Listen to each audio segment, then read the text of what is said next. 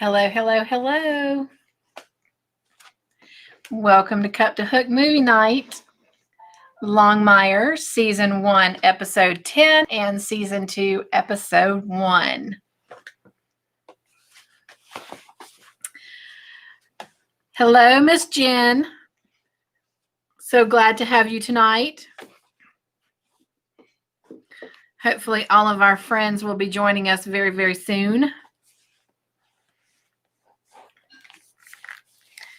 So while we are waiting for everyone to come on, I'm going to start off. Hey, Miss Janice. How's your sister? We prayed for Rhonda today. I hope she is doing much better.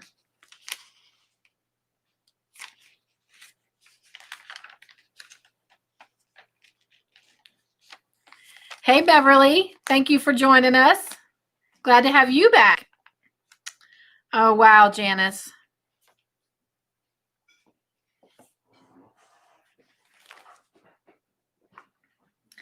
Does she look like she's going to be able to make a full recovery, or did the stroke cause some permanent damage?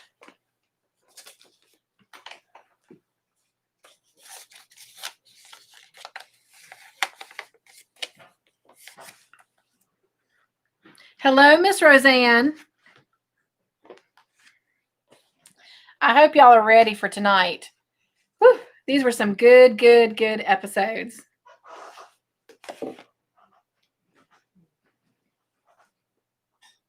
Hello, Grandma Anna.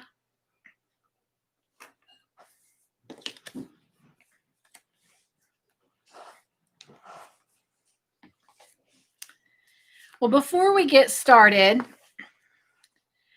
I am going to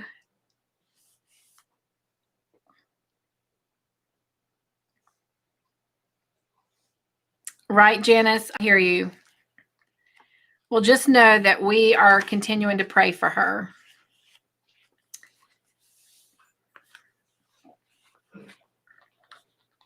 Are you close enough to her that you're able to see her, or with COVID, is that even possible? I know some places are still very strict on that.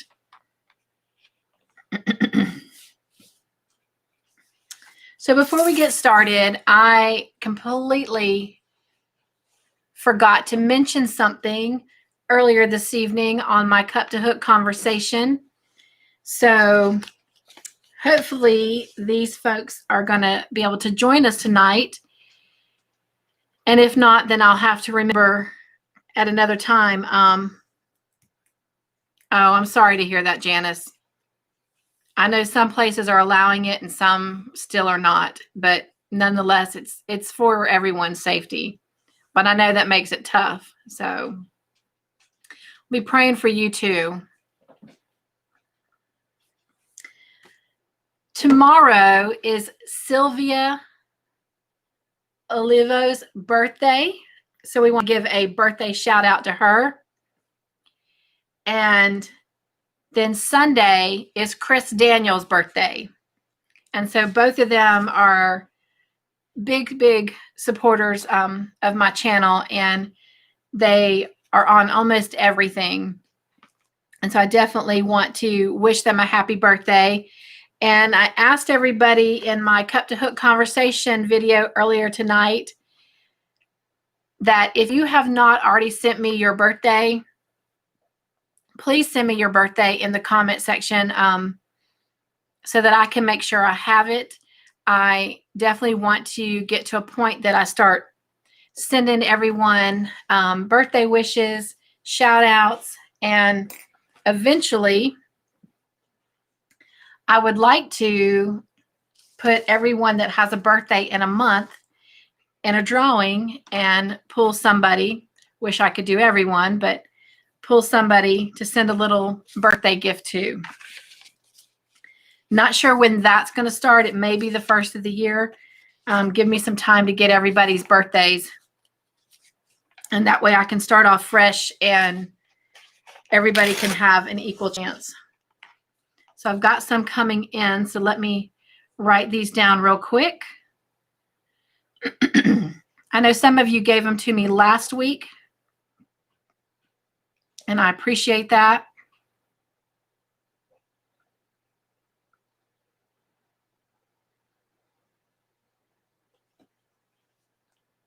All right. Got Grandma Anna.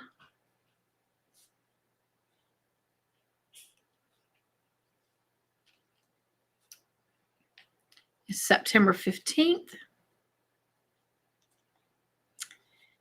And Miss Janice.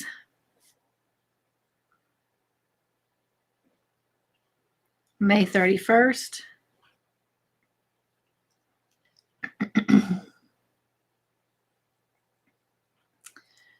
Roseanne. Oh, Roseanne, you have a birthday coming up. So happy birthday to you. October the 10th. So everyone go ahead and wish Roseanne a happy birthday as well.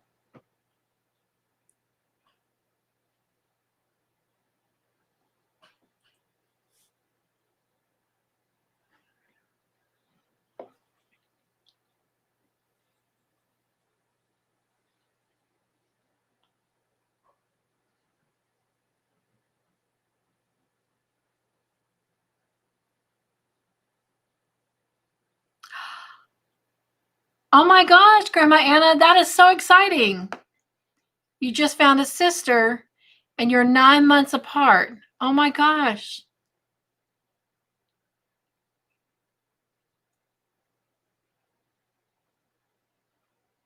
That is awesome.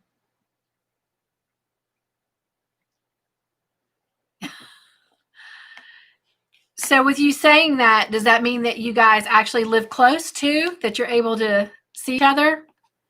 Oh my gosh, that would be amazing.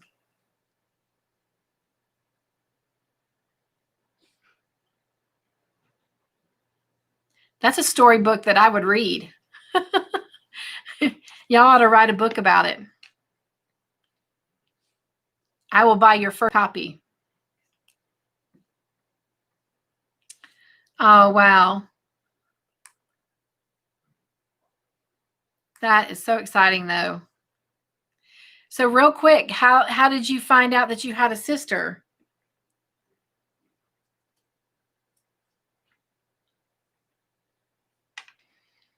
Oh, that's awesome. Hey, Miss Deborah. Let me tell you, I wolf that dinner down. I told my husband, I said, I'm always eating when we come on for the movie night. The shrimp was good. The corn was good. And the potatoes were good. I was opting for broccoli over the green beans because my husband's not a broccoli eater. So he was eating the green beans. The broccoli wasn't quite cooked. So maybe by the time I get off of here, if I have a wanting for a late night snack, I'll have more shrimp and broccoli because whew, that's a lot of shrimp. Sure wish I could have invited all of y'all over.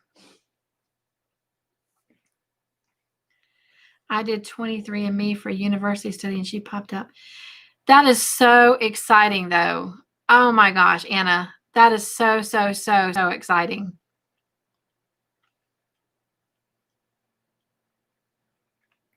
All right, so before we get started, I will remind you now and I will remind you again at the end.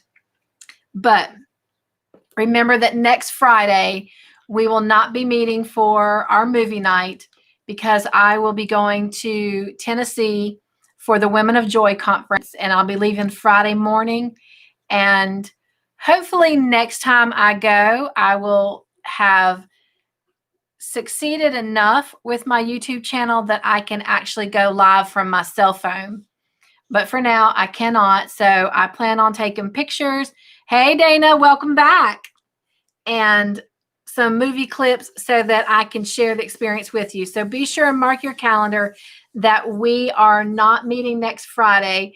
We will reconvene on October 16th, and we will be doing season 2, episode 2 and 3. Now, Jen, kind of per your request, if that's what it was. Monday, you have part, let me see. I've gotten ahead, so I got to remember what part you guys are on. Is it part 4? Monday, you guys get part 4, and Friday, you will get part 5. So you will get 2 parts to your blanket to work on next week, since it'll be basically 2 weeks before we come back. So actually, by the time we come back on the 16th, you guys will actually have 3 sections for your blanket, because you'll have this coming Monday, you'll have next Friday, and you'll have the following Monday, and then we come together on that Friday. So yes. And real quick, in case you weren't on my Cup to Hook conversation tonight, I have a special giveaway just for you guys, our Longmire group. And this is what it is. So some of you have been, I'm getting sleepy now. I ate all that shrimp. Some of you have been sending me pictures of your blankets as they progress. Please continue to do that, because as we talked, I'm going to create a video. And for example, I'm going to use you, Jen, as an example. So we'll have a slide of Jen Reeves' name, introducing her, and then every picture she has sent me and her completed blanket. And then like Roseanne, Janice, all of you that's been doing this, Deborah, you'll each have your own section. So whatever pictures you send me will be in your section. And true, Deborah. However, I will tell you, a good bit of the next couple sections are going to be real easy. Only maybe Friday nights you might find a little, I don't want to say on the complicated side, but will be kind of maybe a lot like last week. Okay? That's all I want to give you. I don't want to give anything away. And I know last week I gave y'all a glimpse, but I can't do that now, because if I do that, then you'll get more than 1 week's look at the blanket, because I'm a little bit ahead. So you have to wait. Surprise, surprise, surprise. And I'm glad you love challenges. So back to this giveaway for the Longmire blanket. So everyone who sends me, oh, Grandma Anna. Well, if you need help, let me know. And I know that when Monday's video aired, it did not have the tutorial with it just yet. It came out Tuesday. And I apologize for that. Again, I unfortunately ended up missing a night of work and ended up with the doctors the first part of this week, due to some things that I've just been kind of stubborn and ignoring, but the pain got so deep and so harsh that, yeah, I couldn't ignore it anymore. And so I'm currently taking some new meds, which unfortunately took me off of some of my diabetic meds. But long story short, I go back for a consultation with the surgeon on October 26th. So I will know more about what's going on. And that was my Sadie girl saying hello, which actually I think, Dad, she's trying to ask you to go outside to go potty. All right. Thank you, Jen. I'll be fine. My boss actually just texted me tonight to check on me and see how I was doing. And I'm going to tell you what I told her. Life. I'll take it however it comes. And no matter how it comes, I'm going to enjoy it and find the joy. So that's my story, and I'm sticking to it. So this giveaway, let's talk about the giveaway. So everyone who sends me a completed blanket, even if you don't send me, excuse me, y'all, Todd, I think he put his headphones on. Todd, Sadie's asking to go potty. So even if you don't send me pictures of the progression, some of you are sending them every week, and I'm thoroughly enjoying them. So thank you for that. Please keep them coming. But if you don't do that, that's okay. But everyone who sends me a picture of their completed blanket, I'm going to put their name in a drawing. And that drawing will be based on Longmire. So for example, I've already gone online and bought 2 Longmire paraphernalia items. That's all I'm going to tell you. And then I am in the process of actually creating, and I think they're really cool. It's going to be hard to give them away. Some stitch markers that are actually Native American. So then on top of that, I thought, what better way to end the giveaway by also providing enough yarn for you to be able to successfully do our next project, which is going to be the midwife blanket. And I will also include a hook. It'll probably be either a boy hook, or the BOYE, or the Susan Bates or something like that. So anyway, so yeah, I'm real excited, and I think we're going to do that every time. So at the end of every project, we'll have a little giveaway that kind of represents the one we've finished and the one we're getting ready to do. So I'm excited about that. All right. So tell me what you think. Oh, good. I'm glad you like that, Jen. But anyway, and I hope that anyone that is not part of this Longmire experience with us does not feel left out. I've got like 4 or 5 giveaways that are fixing to go out between now and the end of the year. So a lot of exciting things that'll be going on. So, all right. So just remember to mark your calendar for next Friday that we will not be together. Are you guys ready? There is so much. Let me make sure I didn't miss any birthdays that might have come in. If you're coming, just popping in, please try and share with me your birthday. I am looking to gather everyone's birthdays so I can always give them a shout out. Right now, Miss Sylvia, Miss Chris, and Miss Roseanne all have birthdays this week. So we want to make sure we wish everybody a happy birthday. All right.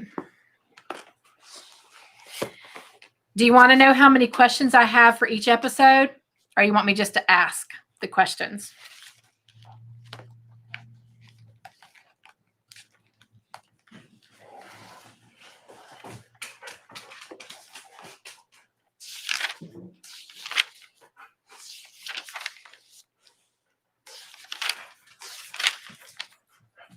I'm flipping over in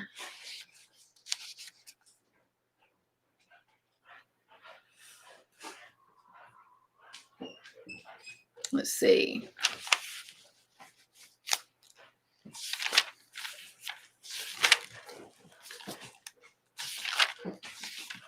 All right. So for those of you who felt like we didn't have enough questions last week, yeah, don't worry about that this week. Episode 10. Hope you brought your popcorn and your whips. Has 91 questions. Season 2, episode 1 has 63.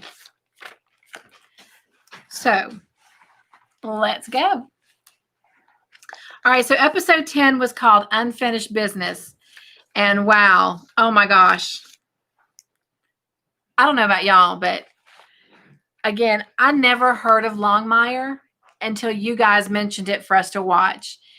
And I am so glad that we did. And I'm so glad that it was drawn because I am thoroughly enjoying them. And these last 2 episodes, I think, were my favorite to date. Not because of what happened, but just, I guess, the growth that I'm seeing in the characters. So, but anyway. All right. So the first question for episode 10 of season 1. Where did Walt tell Vic he got the car that was in his driveway?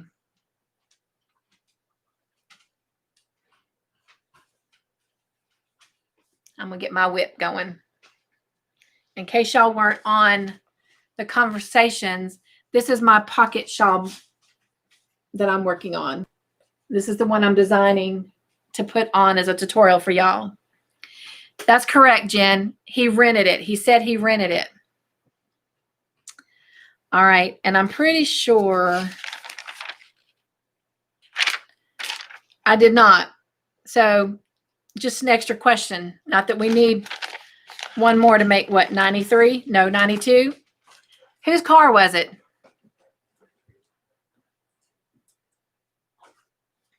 Whose car was in his driveway?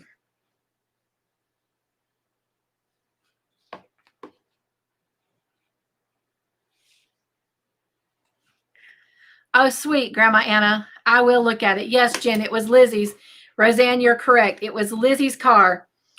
Well, why was Vic even there? Why was she even at Walt's house that early in the morning?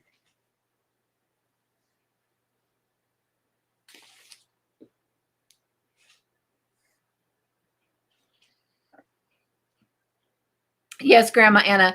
It was the lady who likes him. Her name is Izzy. Janice, you're correct too. So why was Vic even at his house? That's right, Roseanne. Yes, Jen. So actually her and Ferg. Ferg is driving a separate vehicle so he can pick her up. But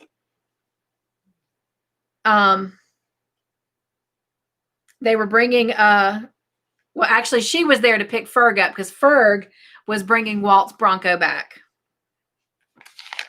And she was going to give Ferg a ride back. All right. What did Lizzie offer Vic? Lizzie came out on the porch. Yes, you guys are correct. We were dropping off his repaired car. Yes, Janice. She offered coffee. And of course, Walt wasn't having any of that. So what did Walt say to Vic and Ferg about if they had something to say about Lizzie? He said, if you have something to say.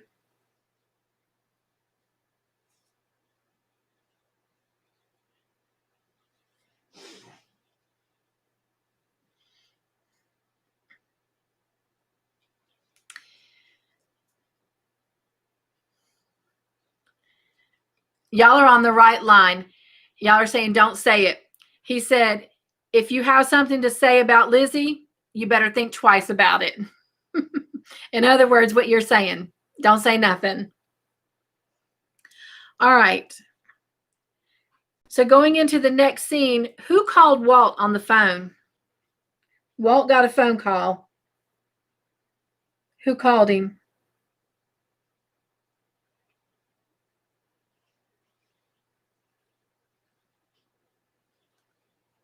Yes, Branch called him. Good job, Roseanne. All right. What did Lizzie hear when the phone rang?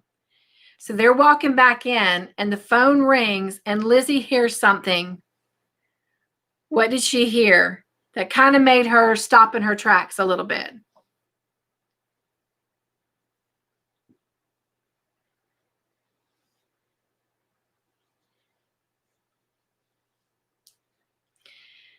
Good job, Roseanne. Yes. It was the voicemail that his wife had left on the phone.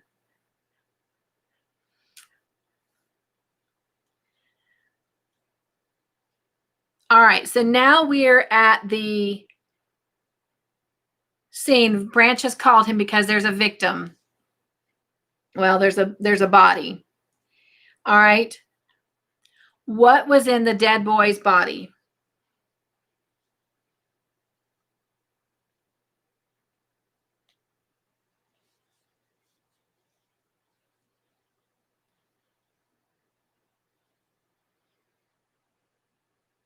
Correct.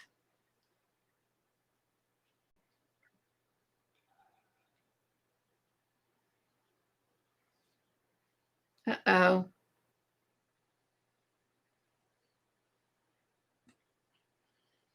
Can anybody see me yet?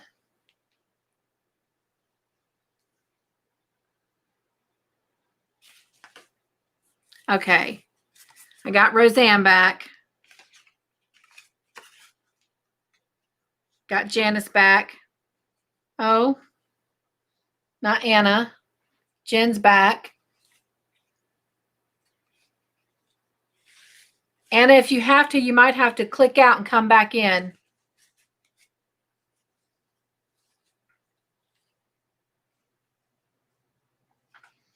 All right, so I'm going to repeat the question. What did Vic say the picture on the boy's forehead was drawn with?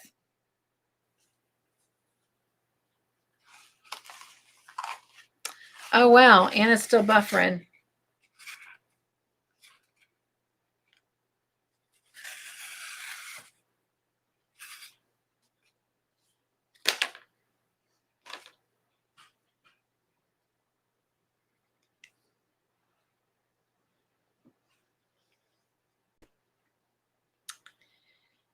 Yes, Roseanne and Janice, you got it correct. A Sharpie.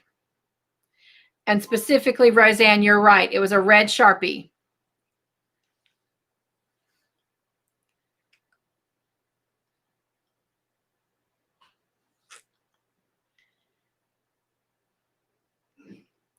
Grandma Anna, you may have to go out and come back if it's still buffering. Okay, okay. Sweet. All right. Oh, good, good, good, good. She's back with us. All right. So, yes, it was a Sharpie. All right. How long had it been since this boy was on trial? Now, they kind of alluded that there were 4 boys and they went on trial for raping a Cheyenne girl. How long did Walt say it had been since that trial to this moment? Yes. Good job, Grandma Anna and Jen and Roseanne. Y'all are all correct. It was 1 year. Sweet. Y'all gotten to know what kind of answers or questions I'm gonna ask. All right. So we kind of already mentioned this, but what was he on trial for?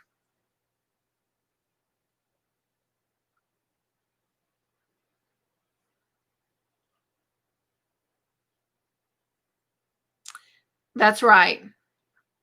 He was on trial, yes, for raping a Cheyenne girl. Do you remember what his name is?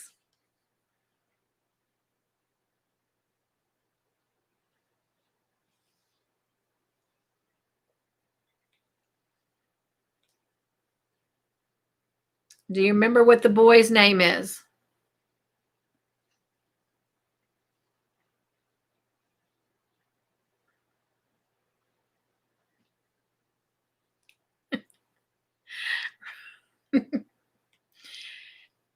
Y'all are faithful girl, Roseanne. I love you, Roseanne. Again, I think you're watching this with me as I'm writing these questions. Yes, ma'am, you got it correct. It is Greg Morris. Y'all give her applause. That's a tough question. All right, next question. What did Walt tell Vic that he wanted her and Ferg to figure out? Had to do with the arrow.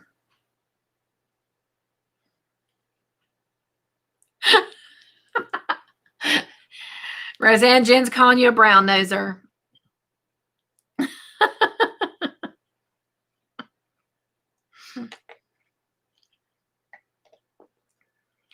That's a good guess, Grandma Anna, but that's not it. That's not it, Jen. Those are good guesses, though.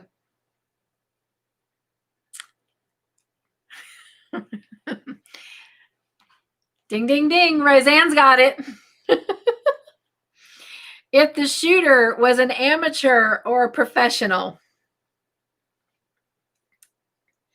All right.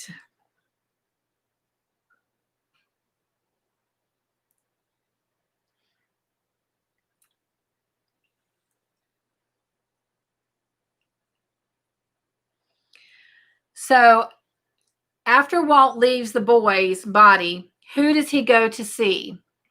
He goes to see somebody. Who does he go to see?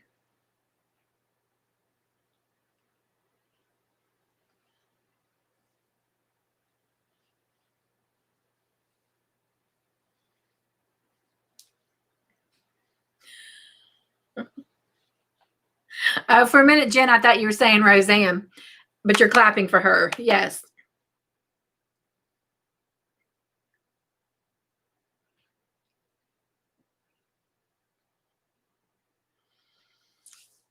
Yes, Grandma Anna has it. He's basically going to see the Indian girl and her brother. All right. But he's mainly, you're right, Grandma Anna, he's going to see her brother because he thinks that her brother is the one that has killed him. And I'm going to tell you the girl's name. I was going to ask y'all, but that's a really tough name. And the girl's name is Aisha. And the brother's name is Viho.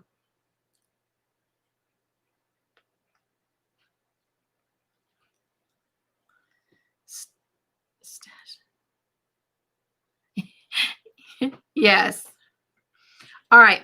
So besides her brother Viho, who does her brother and her live with?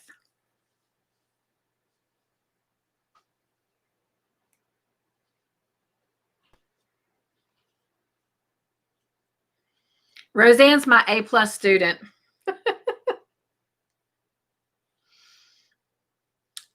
Jen and Roseanne, you both got it right. It's Grandma. Grandma Anna's got it. Janice has got it. Deborah's got it. All right. Good job, everyone. Yes. They live with their grandmother. So what did the girl, Aisha, ask Walt if he wanted her to make?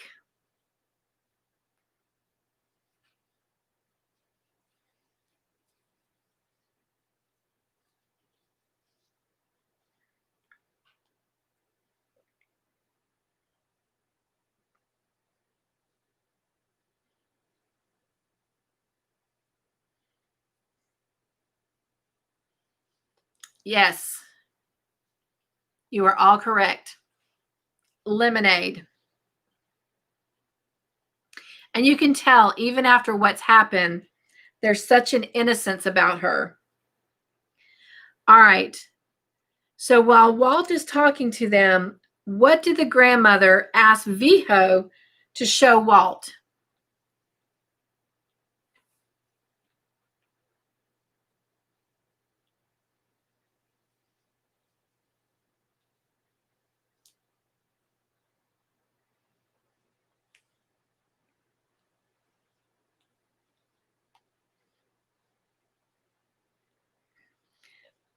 That's a good answer, Jim, but it's not his bow.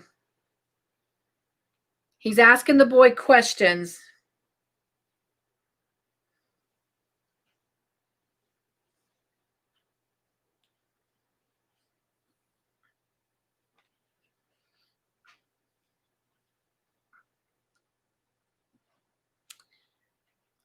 Deborah, that's a good answer, but it wasn't his truck that got painted. All right, this is one of those tougher questions. He was kind of being all sassy with Walt, so she told him to show Walt respect.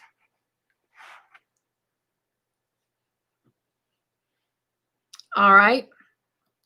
Question number 16. What did Ferg and Vic find while taping off the crime scene?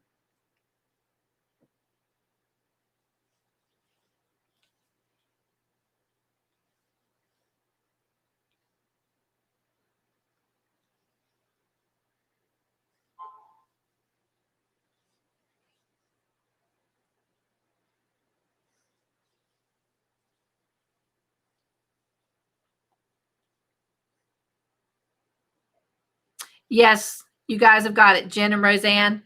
They found a piece of gum wrapper.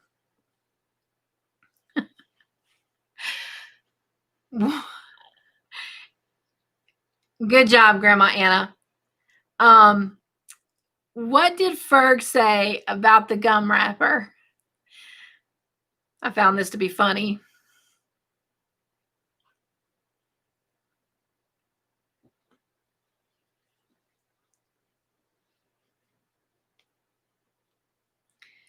What did Ferg say about the gum wrapper?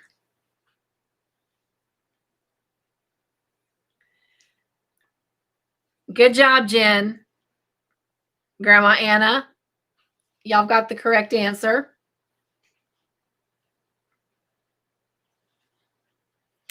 He did. He said it was still minty. All right. What did Walt pick up off the sidewalk and throw away?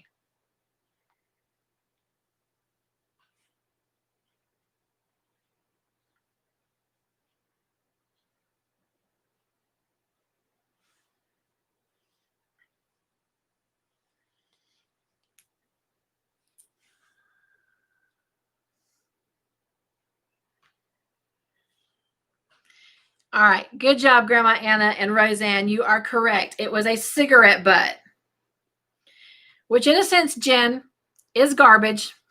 All right. Question number 19. What did Detective Denver Fells say Walt didn't seem to like? Amen, Jen. Amen. What did Detective Denver Fells say Walt did not seem to like?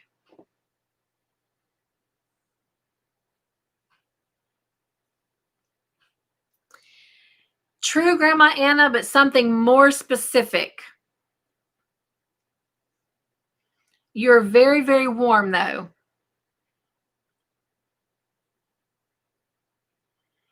Jen, you're on that same line. Y'all are very, very warm. Janice got it. He seemed to not like the phone. All right, number 20. What did Detective Fells tell Walt that he found? He told him he found something. No, he doesn't, Jen. Everyone kind of fusses at him about not having a cell phone and using it.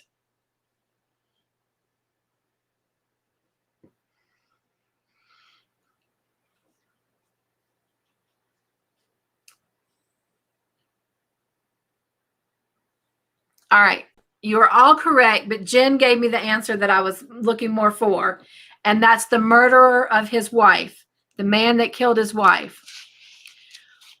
Well, what did Walt say to him on that? What was his comment when he said he found the man who killed his wife? Walt gave him a sarcastic comment. What did he say?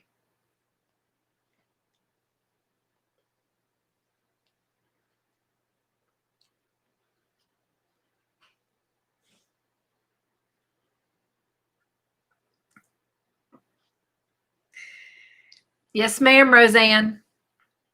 You got it. Janice got it. It took you long enough.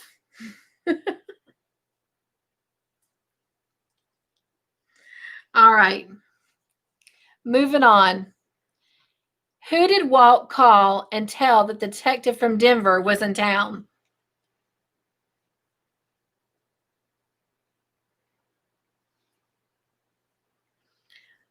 Walt called somebody to tell them that the detective was in town. Who did he call?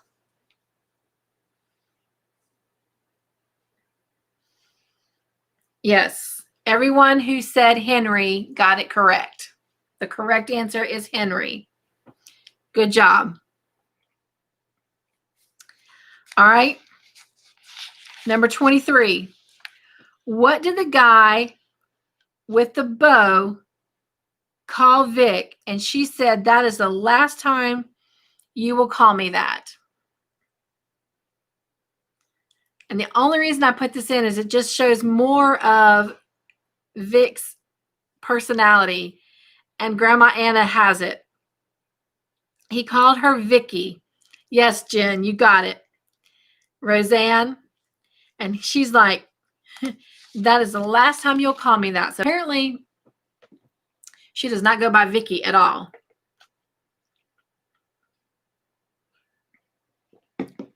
When Walt got back to the police station, Ruby told him that 2 people had called him. Who were those 2 people?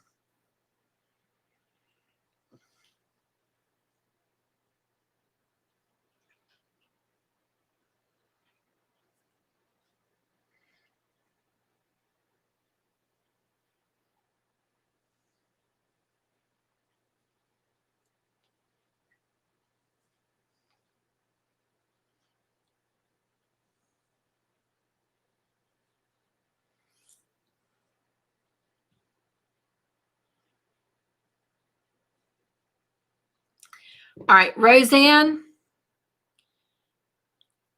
you got one of the answers correct. It's Henry. And Jen, you got, well, now you have both of them correct. His daughter, Katie, and Henry. Now, just for fun, do you know how many times she said Katie called?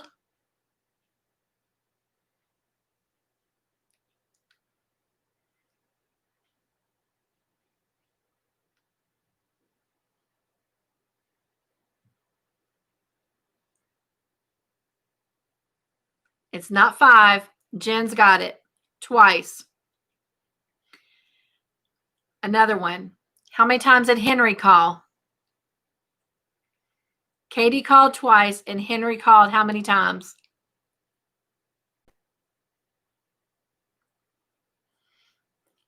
Yes, Roseanne. She got it. Henry only called once. All right. But who did Ruby say stop by? So she said Katie's called twice and didn't leave a message. Henry called once, said you know why he was calling, and then she told him that somebody stopped by to see him. And you're right, Grandma Anna and Roseanne. Detective Fales stopped by to see him. All right. The symbol that was found on Greg's forehead was the same symbol that someone vandalized his what with the same symbol. So it's kind of redundant. Sorry. All right. So the symbol that was found on Greg's forehead, somebody had also put that same symbol on what?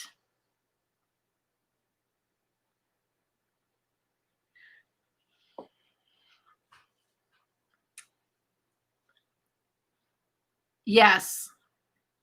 They put it on Greg's car.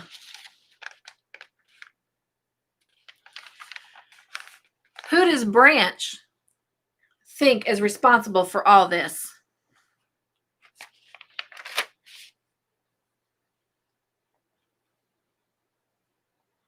Who does Branch think is doing the vandalism, and who does he think has killed Greg?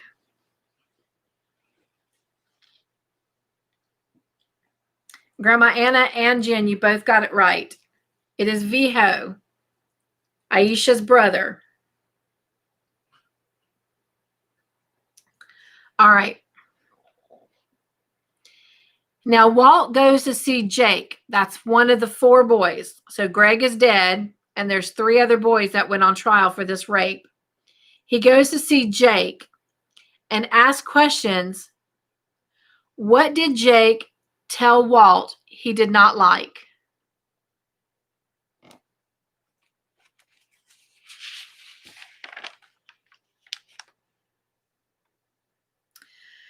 And on Viho, just so y'all know, according to the, I can't think of what it's called.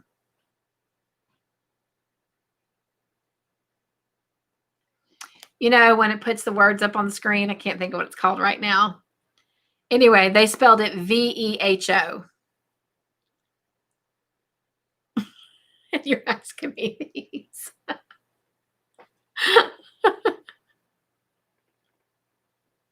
Closed captioning. Thank you, Roseanne. On the closed captioning, it spelled it V-E-H-O. Thank you, ladies.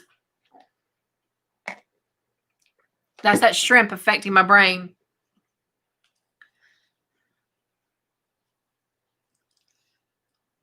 All right. All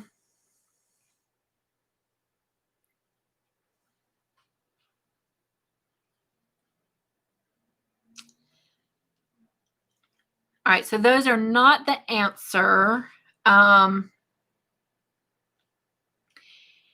He told Walt he didn't like his tone. He says, and I don't think I like your tone, is what he said.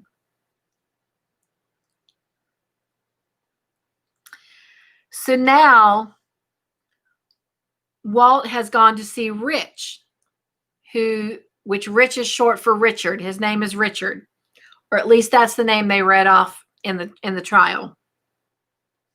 But he goes by Rich. So now he's gone to see him.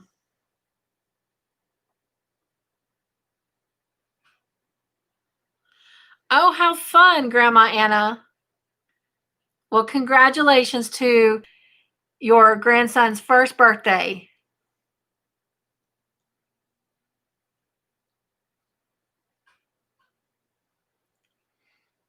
Well, stay with us as long as you can. And if you have to leave, just go ahead and sign out. I love you, and I will see you in 2 weeks. All right. So he goes to see Rich. Where did Rich say he was last night? When Walt asked him where he was, what did he say he was doing? Where was he and what was he doing? He was home? Yes, is correct. And what was he supposedly doing at home?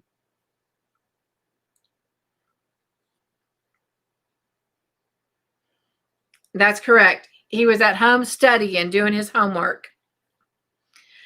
All right. So now, Paul, the fourth boy, what did he say Viho did to his car?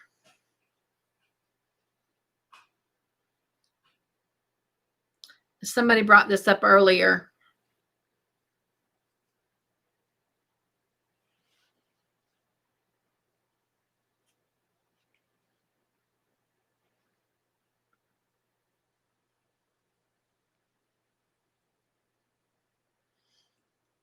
Oh, I'm so glad, Deborah. And Deborah, you got it. He painted that symbol, the same symbol that was found on Greg's forehead. Paul says that he painted it on his car. All right, question 31. Who called for Walt at the Red Pony while he was there talking to Henry?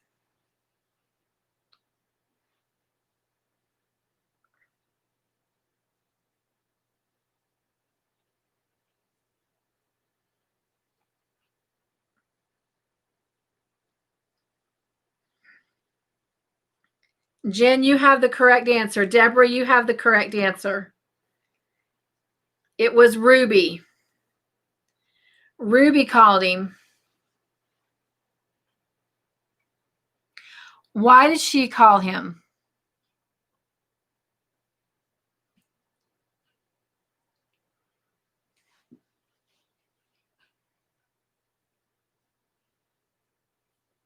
Do you remember why she called him?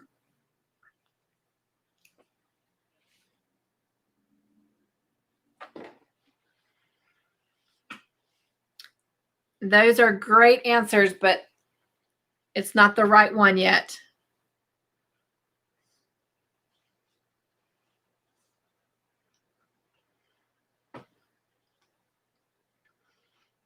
Okay. The correct answer is because Branch was going to the reservation to arrest Viho. And she knew that that's not what Walt wanted. So she called him to let him know.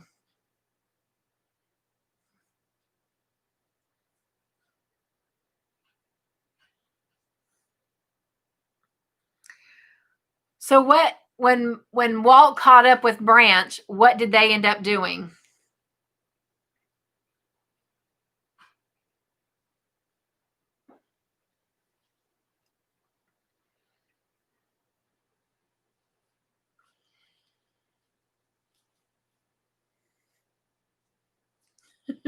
That's okay, Deborah. Yes, they got into a big fight. Y'all are correct. Do you remember who threw the first punch?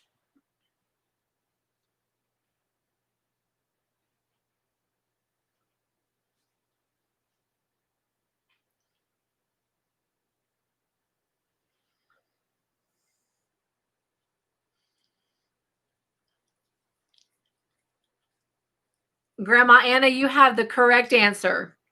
Janice, you have the correct answer. It was Branch, but he missed. Good job. Do you know who received the first punch?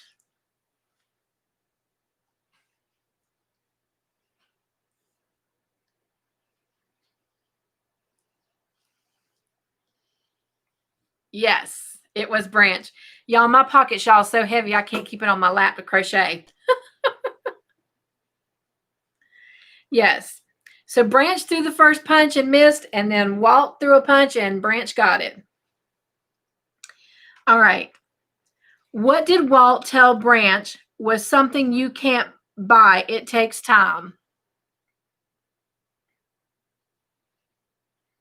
Walt told Branch, there's something that you can't buy. It takes time.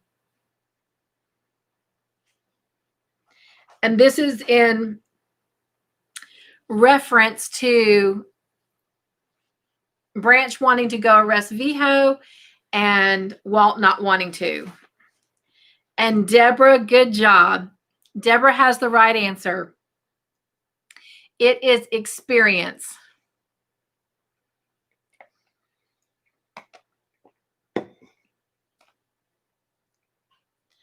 All right. Who broke up the fight between Walt and Branch?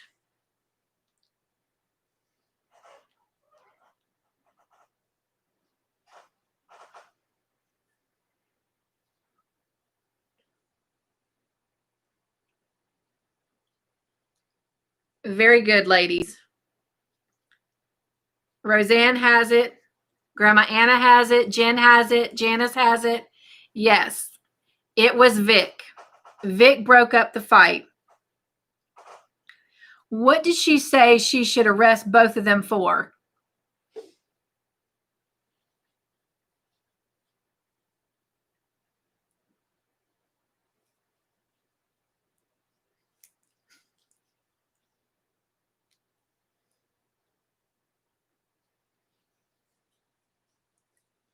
Ladies, y'all are on a roll. Good job. Grandma Anna and Roseanne, you have it. Jen has it. And Jen, specifically what you wrote, public stupidity. Good job. All right. What did she come to tell them? She was coming to tell them something when she had to come and stop the fight. What was she coming to tell them?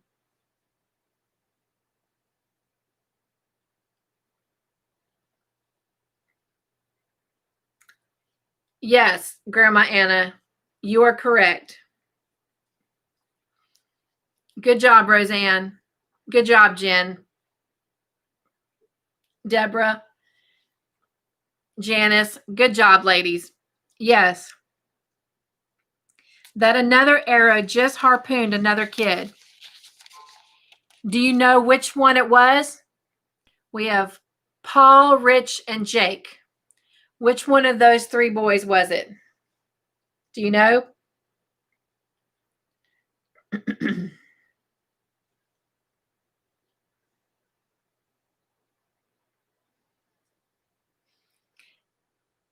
Yes.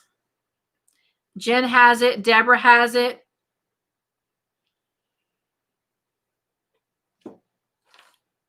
Janice has it.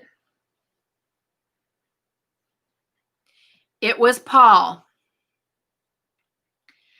Who did Walt send Branch to find? So now we have Greg dead. We have Paul dead. So Walt sent Branch to go find which boy?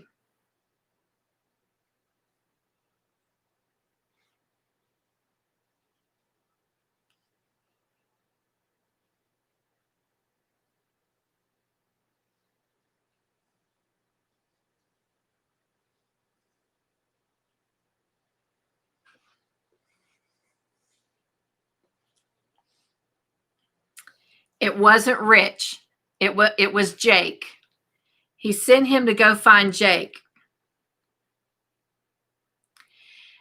And why did he send him to go find Jake? There was a specific reason that he wanted to make sure that Jake was okay.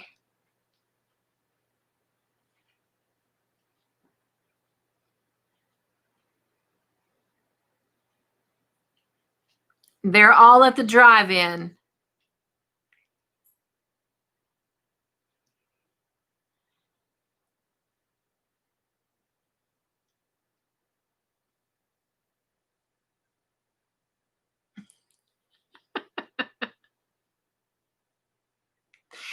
Jen, I love your answer. You got moral support. Yay. The reason he sent him to go find Jake is because Rich said that they got a call and they were all supposed to meet at the drive-in, but Jake never showed up. So Walt sent Branch to go look for Jake to make sure he was okay. What did Vic and Walt bring to Viho's house then? So now Walt and Vic have gone to Viho's house. And what did they bring?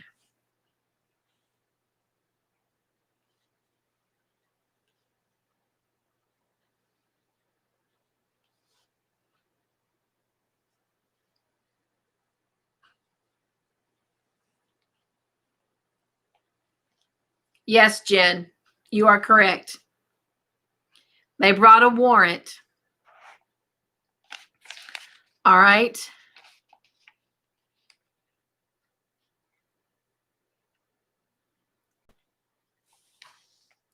Janice, you got it correct as well. What did Viho tell Walt that he did to help him in the election? So now they're back at the police station when this question comes into play. And so Viho tells Walt that he helped him do something that would help him in the election. Hey, Sylvia. While we got you on here, my friend, happy birthday. I know you have a birthday coming up tomorrow.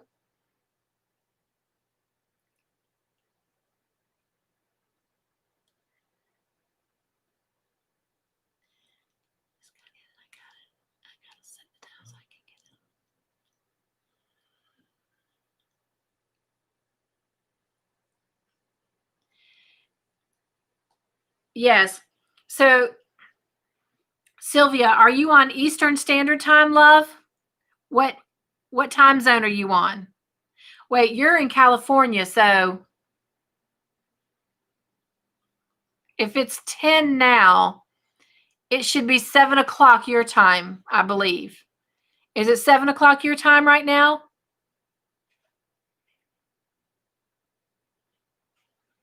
Always, love, always.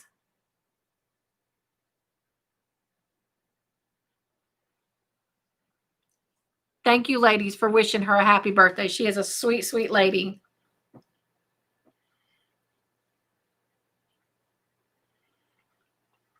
Sylvia, is it 7 o'clock where you're at?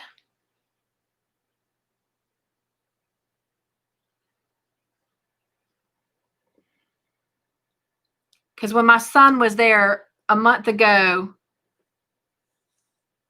and where he's at now in Arizona, he says he's 3 hours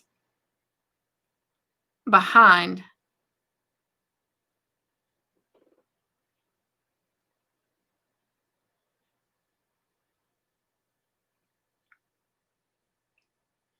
When you get a chance, if you'll let me know what time it is where you're at, Sylvia.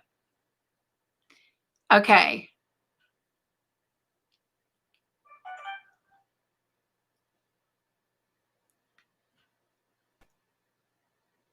Oh, wow.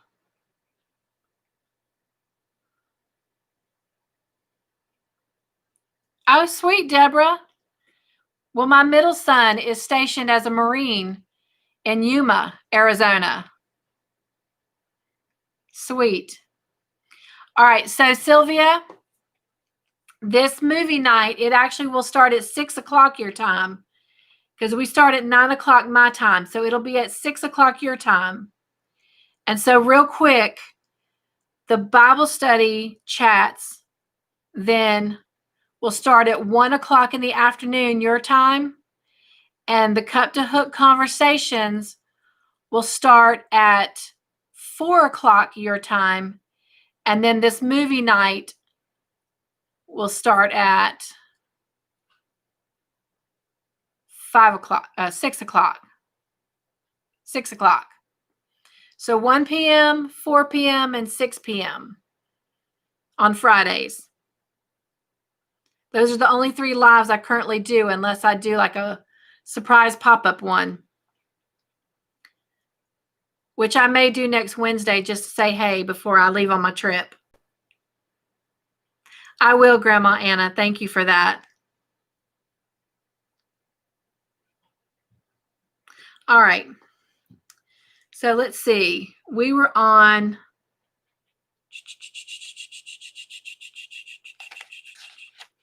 All right, so we were talking about, the question was, oh, well, Janice, thank you for your service.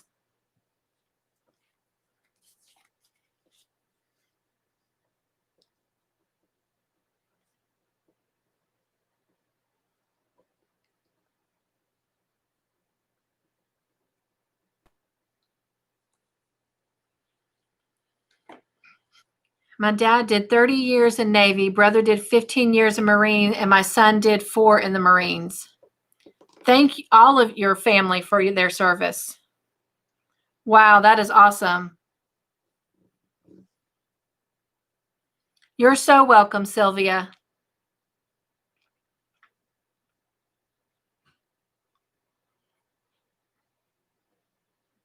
Y'all, Sylvia is my inspiration. She is completely blind and she crochets. Every time I get frustrated, I will never complain again. I will always think of Sylvia and I will have patience.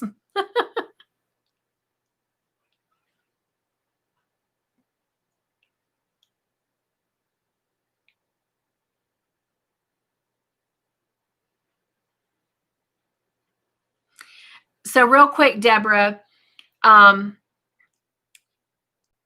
in between leaving Arizona and going to California, the bus he was traveling on for that field assignment, it broke down.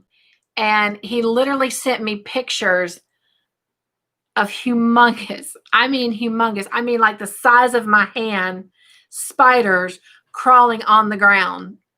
I was like, yep, he can have the desert, not for me. So you may know what I'm talking about, but there are some big critters.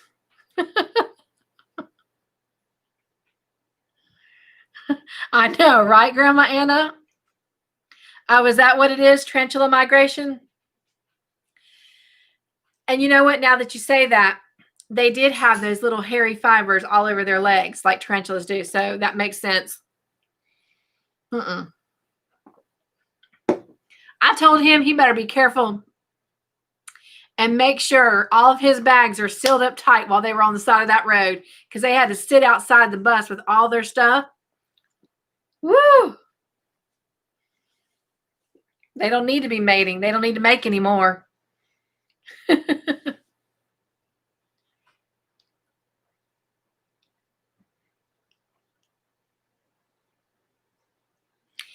Sylvia, I'll be honest, I was going to call you today, love, but my elderly friend, Miss Beverly, she actually came and spent the day with me. She just really, really needed to get out of her house.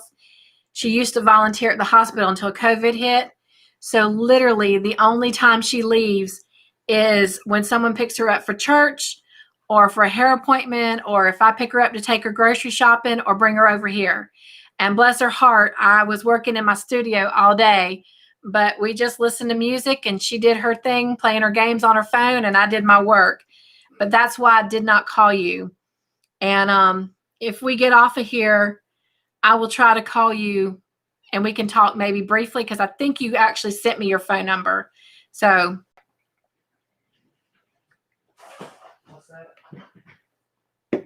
my tea. Yep.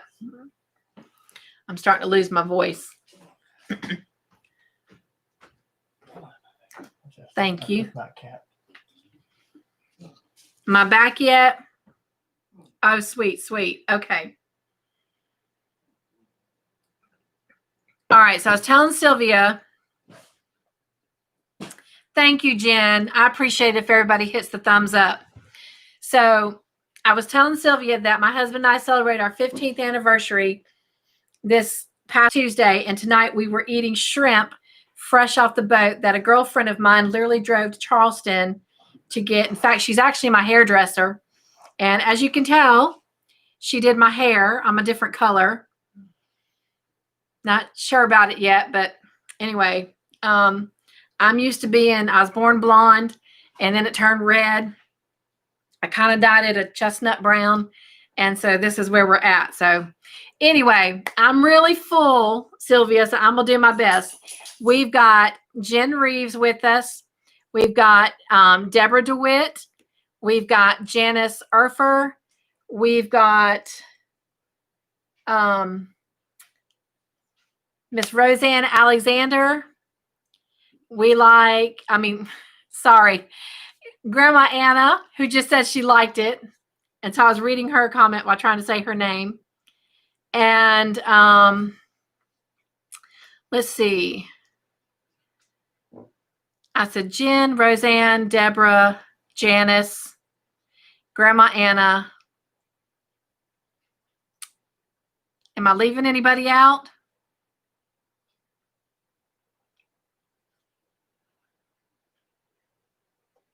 Let me see real quick.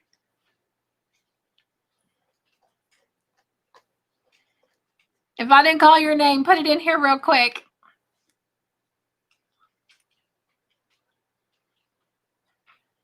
So we've got Jen, Deborah, Grandma Anna, Roseanne, Janice, you, Miss Sylvia.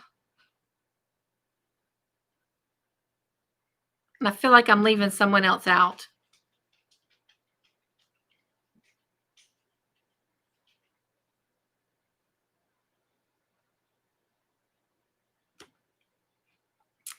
Actually, I think that might be it. Yeah, I said Jen, Deborah, Grandma Anna, Roseanne, Janice, and Sylvia. I think that's everybody.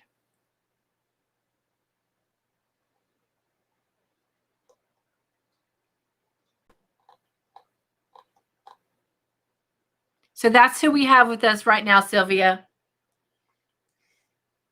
We're a small little group. All right. All right, so back to question 44. What did VHO tell Walt that he did to help him in the election? And you all gave several different answers. And the correct answer is arrest an Indian.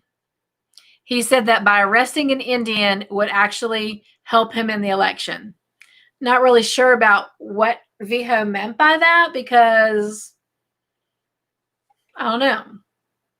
I know Walt does not have a good relationship with any of them really on the res. So unless that meant the people in his town would be happy that he arrested an Indian. All right.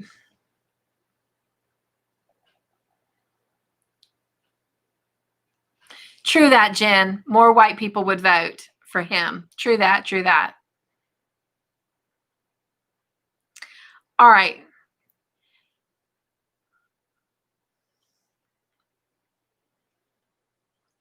Well, we can talk about it, Sylvia.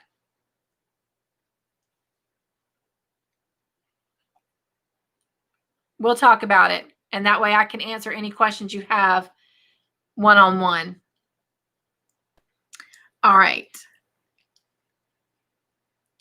So how did Walt respond to that? He said, it would really make me happy if you can convince me of what?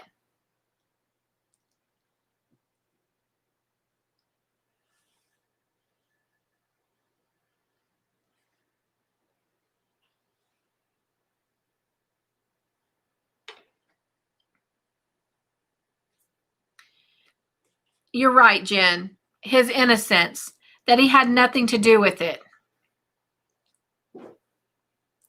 Good job, Grandma Anna. All right. What did Viho tell Walt about Aisha? I think, Grandma Anna, you brought this up earlier. Excuse me, y'all. That wasn't Southern, y'all. What did Viho share with Walt about Aisha? That's right, that she's pregnant. Did Branch ever find Jake? When he went looking for him, did he ever find him?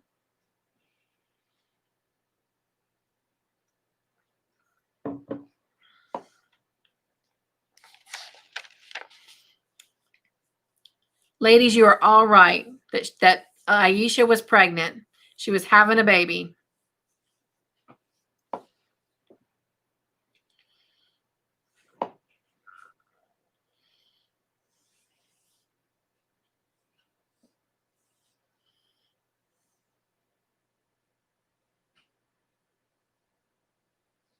Okay. Branch actually did find Jake. And he also found out why he didn't show up at the drive-in. And it's because his parents wouldn't let him, which was the next question, was why didn't he go? His parents wouldn't let him. All right, question 49. We've actually already touched on this too. I think Janice or Roseanne won. Y'all have already mentioned this. So y'all should get this. What is the symbol? What is the symbol that was drawn on the boy's forehead, on the vehicles? What was the symbol?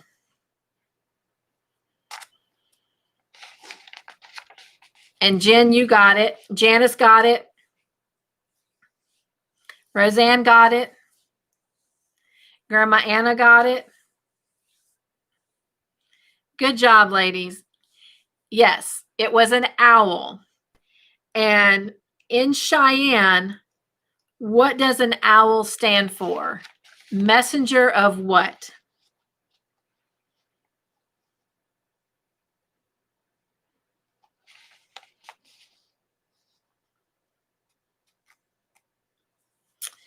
It's not hope, Janice.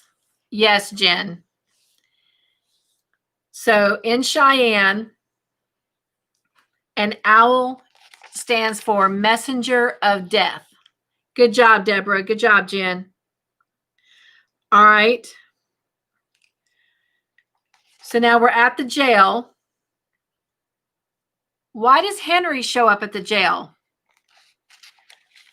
Why does Henry come to the jail?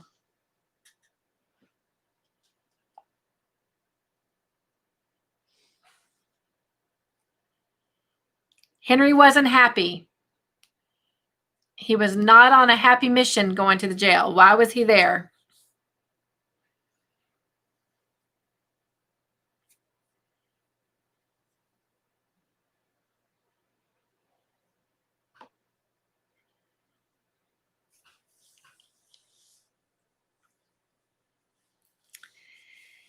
Yes, Roseanne and Jen, you're both right.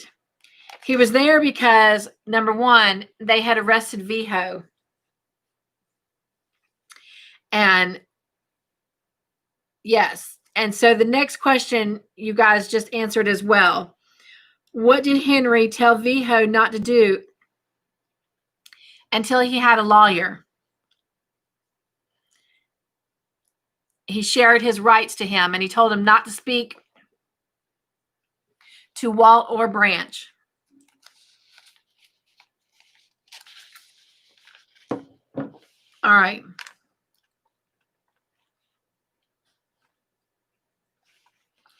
So now we're at the school, and Vic and Ferg break up a huge fight at school.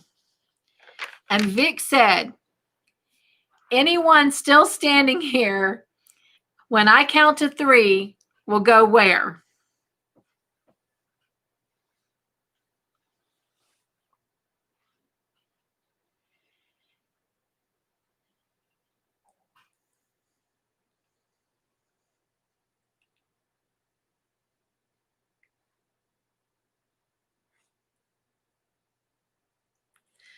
All right, Jen and Grandma Anna, you have the correct answer, and that is go to detention. But now Janice, Roseanne, and Deborah, you have the correct answer for the next question, which is, she also said, anyone still standing here when I count to 5 will go where?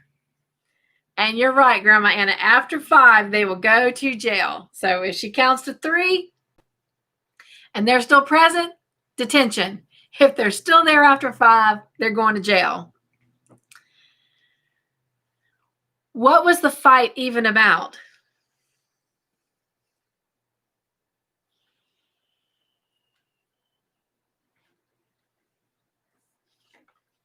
This is teenagers for you for sure. What were they even fighting about?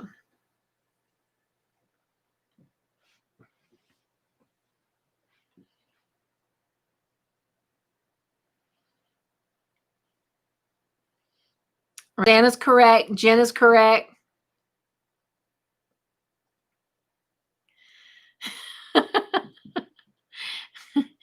Yes, Deborah, it was definitely a cat fight. That's for sure. Grandma Anna is correct. All right. So it was about Faith DeWalt, who is the girl that was dating Rich. Why is it that she did not even know about the rape at all? I mean, come on. Kids talk amongst themselves. So how is it that she did not even know about this?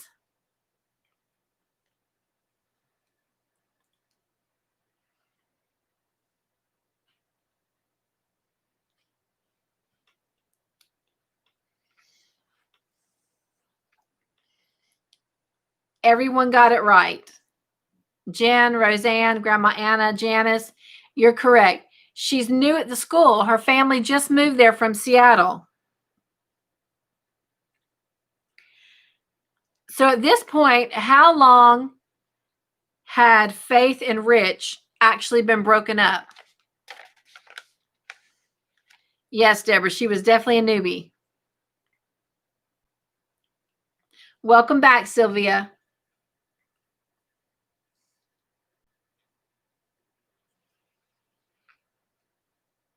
So good job, Jen. That is correct. Faith and Rich had broke up 2 weeks ago. So it's been 2 weeks since they had broken up. What did Walt find on her book bag that he found interesting?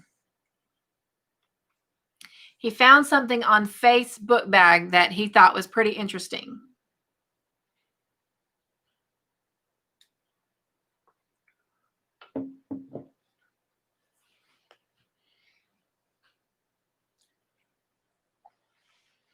Jen's got it. Janice has it.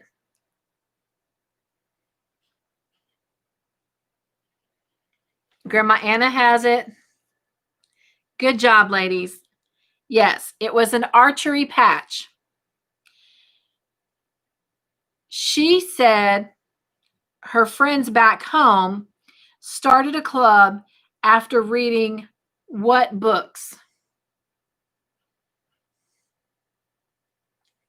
Do you remember what books they had read that caused them or encouraged them to start this club, this archery club?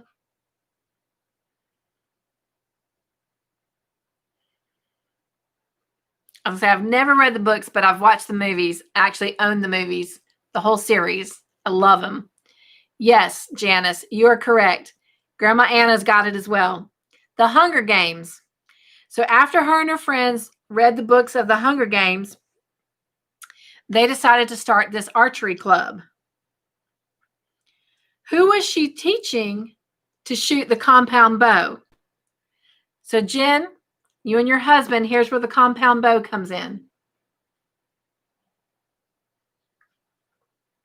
Who was she teaching?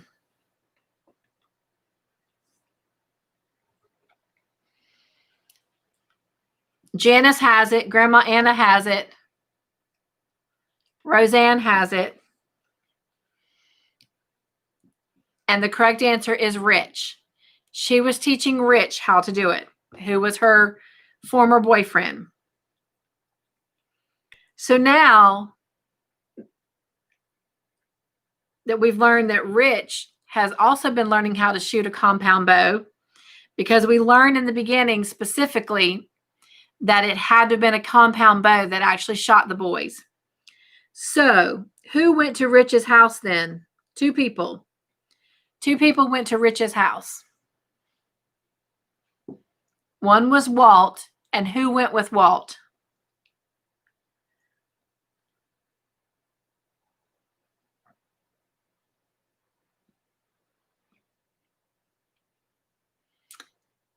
Good job, Janice. Good job, Jen. Yes. Grandma Anna, good job. Walt and Vic, they went to Rich's house.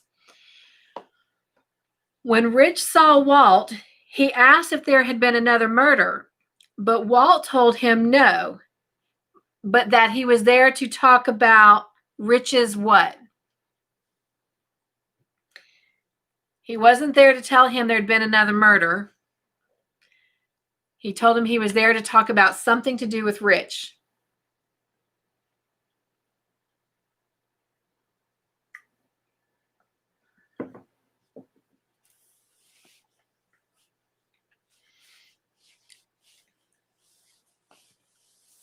All right. I'm going to give you ladies credit with the bow. Jen, you are correct. His interest, his hobby in archery. Because, ladies, he did ask Rich about the bow because Faith told him that Rich still had her compound bow. So, yes, Walt was also interested in the bow and was asking him about it. And he said he didn't have it. However, what did Vic find in the backyard?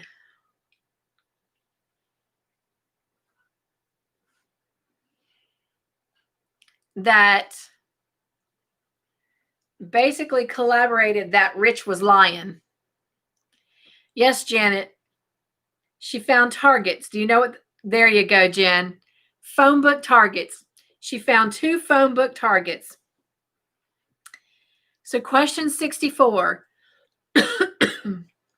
What did Vic ask Lizzie? I love this scene.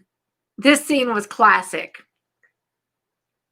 What did Vic ask Lizzie when Lizzie stopped by the police station with a gift for Walt?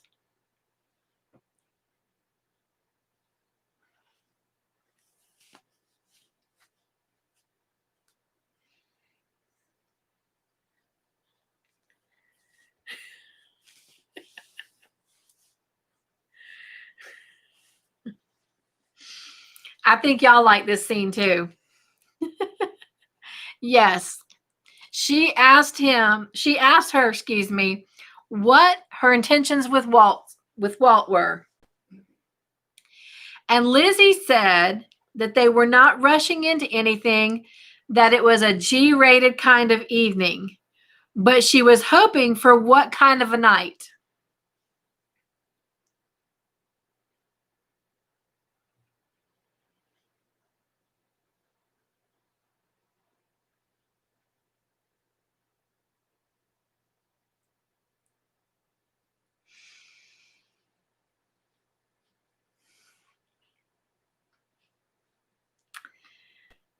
Yes, ladies, you are very correct. Her specific words were, she was hoping for a hard R night. So anyway, what did Lizzie then turn around and ask Vic?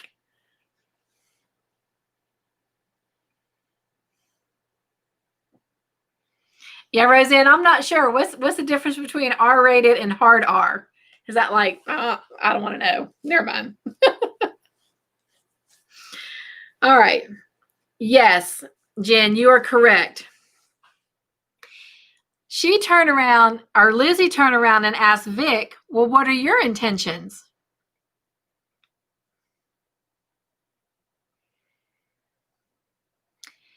And why did Lizzie?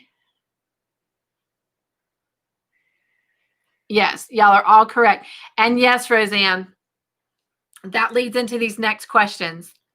So why did she ask her that? Why did Lizzie ask Vic that?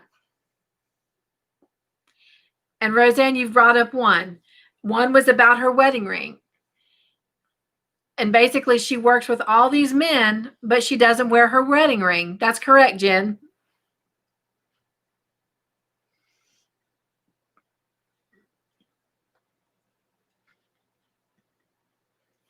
So Vic told Lizzie, because of the job and in case she hit someone.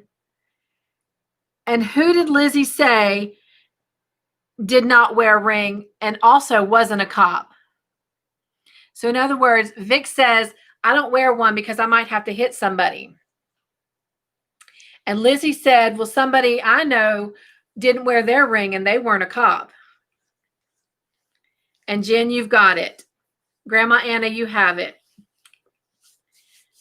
Lizzie was saying, well, my ex didn't wear a ring and he wasn't a cop. So that was not, in other words, a good enough excuse. So before we go on, quick discussion question. And if y'all have seen ahead, don't spoil anything. Do you think, and I'm just asking because I don't know, I've only seen through these episodes for tonight. Do you think Vic has feelings for Walt? Or do you think she's just being overprotective because she respects him as the sheriff?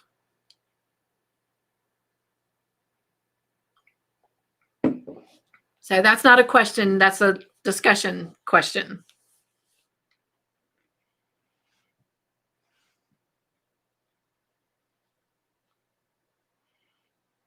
Gotcha, Sylvia. So Sylvia's saying that hard R meant they're sleeping together and making love together.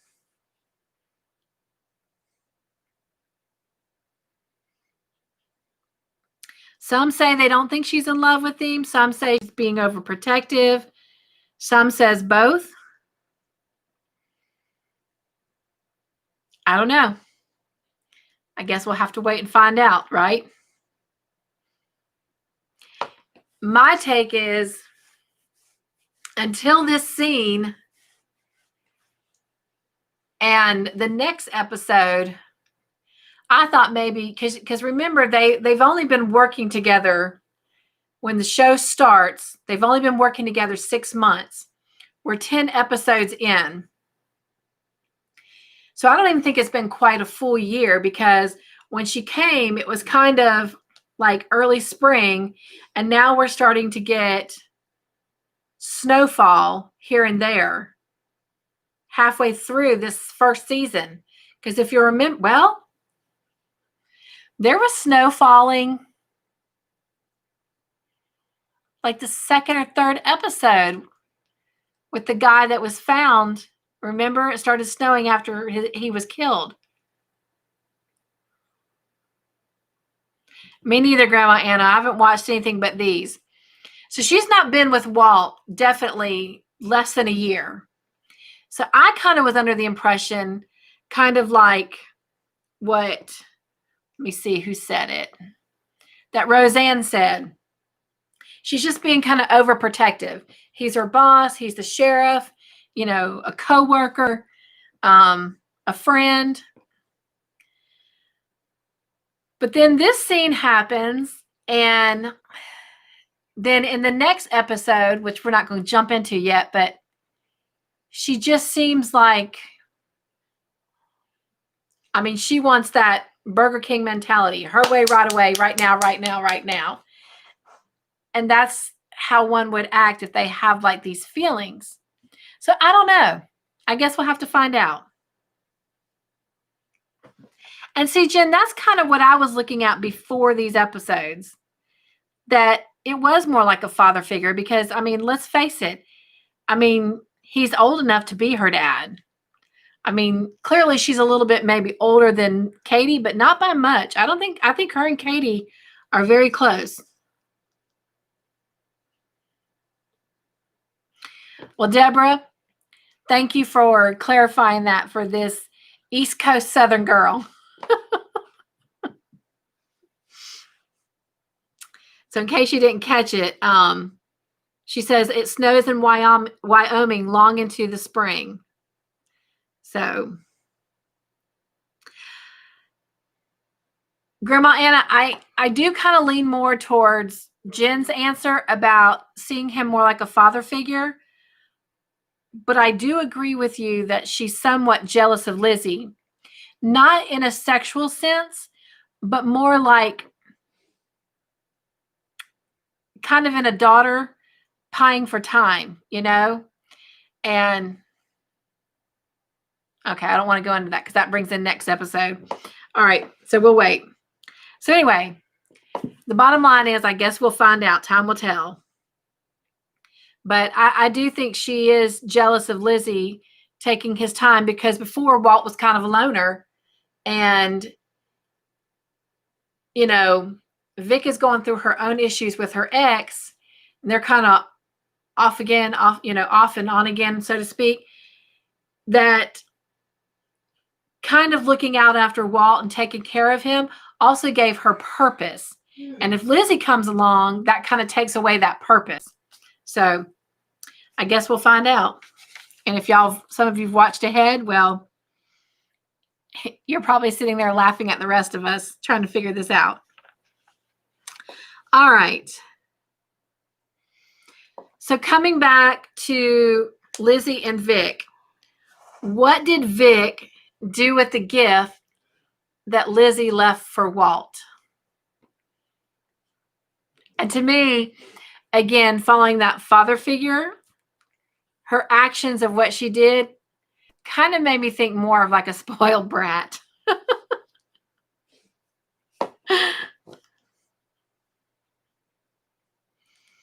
Yes. Good job, ladies. She stuck it in her desk drawer. And what I thought was funny, without the show really highlighting on it or making any comments about it, was the fact that Ferg was watching all of this and he saw her put the gift in her desk. I just thought that was funny. I don't know if y'all caught that or not, but it was hilarious to me. All right. She kicked it into the drawer, Jen said. She definitely was not happy about that. And you saw that about Ferg too? Oh, good, good. Did you find it funny? I did. Okay. Okay. And because Ferg is, he's probably like, what in the world? Women. All right. I do too, Grandma Anna. And she said she loves Ferg. All right.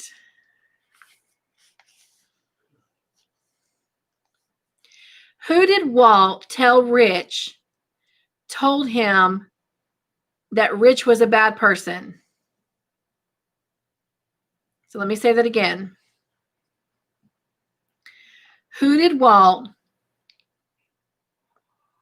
tell Rich told him that Rich was a bad person? Deborah, Ferg has a crush on who? And you guys, I'm reading your responses out loud so Miss Sylvia can participate and know what we're talking about.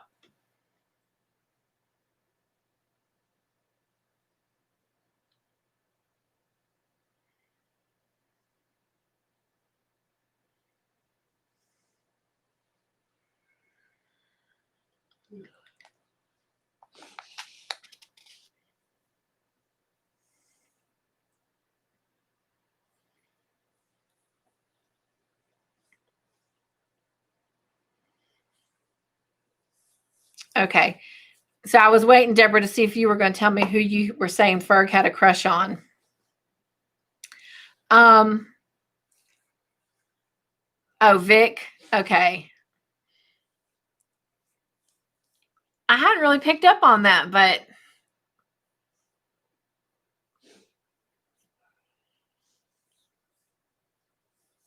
I'm just thinking about the next episode. Okay. All right. The correct answer is Walt told Rich that Aisha Roundstone told him that Rich was a bad person. And Rich's dad got really, really upset. And so the question is, how did Rich's dad say Rich tried to kill himself?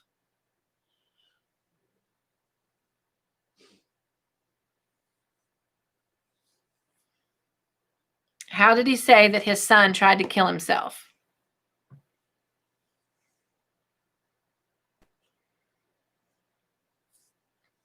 Yes, Roseanne.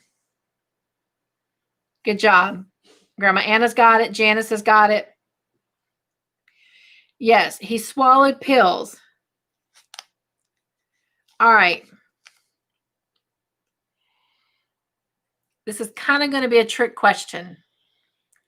So let me word it this way, because when I wrote the question, it was as I was watching it. But the end did a flop. So let's word the question this way. Who came forward?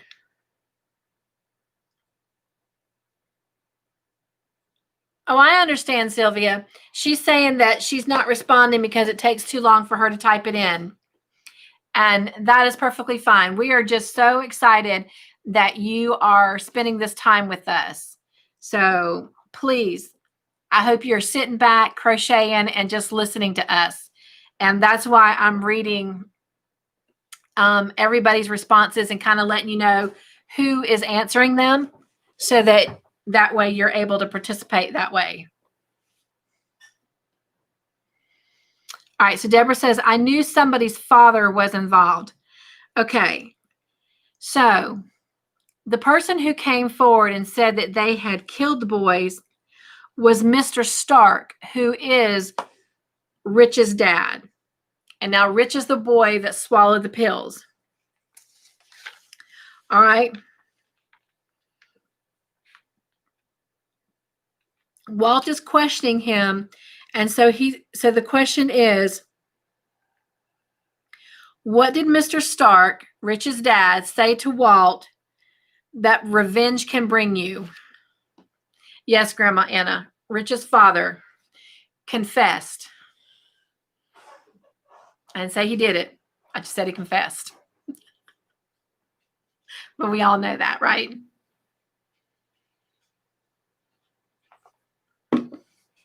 What did he say revenge can bring you?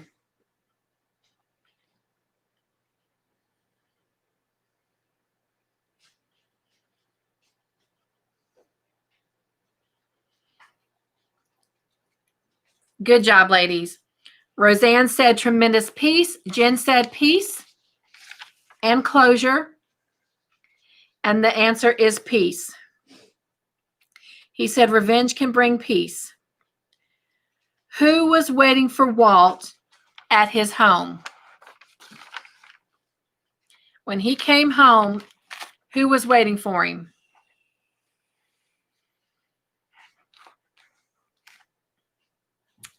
Good job, Roseanne. Janice has it. Jen has it. Grandma Anna has it. Yes. Katie, his daughter, was waiting for him. And boy, was she mad. Oh, Sylvia, you're so welcome, hon. Why was she so mad at him?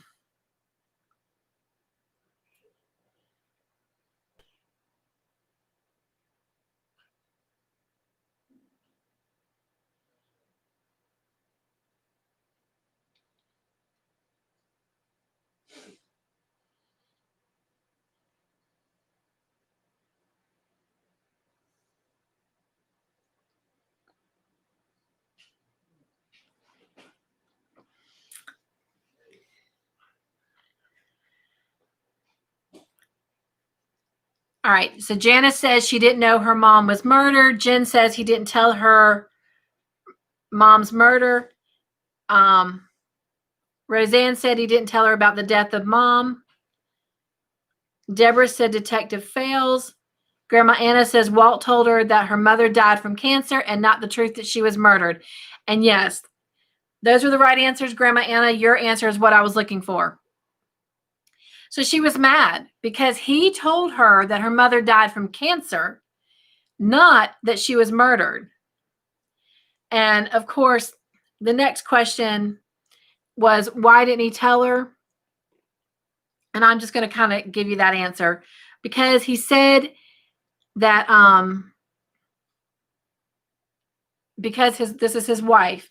His wife said she didn't want to be a victim, but wanted to be remembered. So therefore, she didn't want Walt to tell Katie the truth.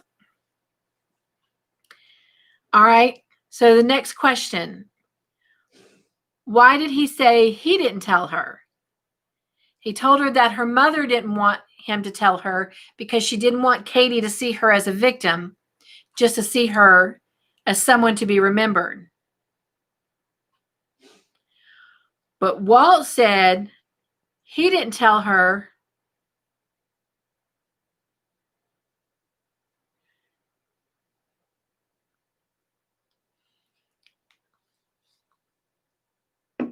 yes, Janice, to spare her pain.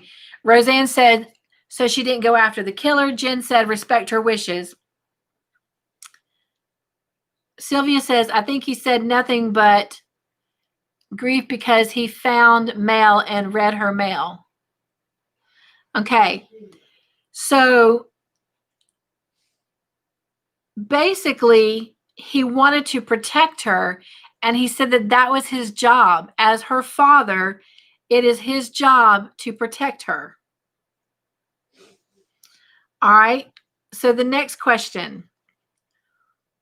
What did Katie say that she would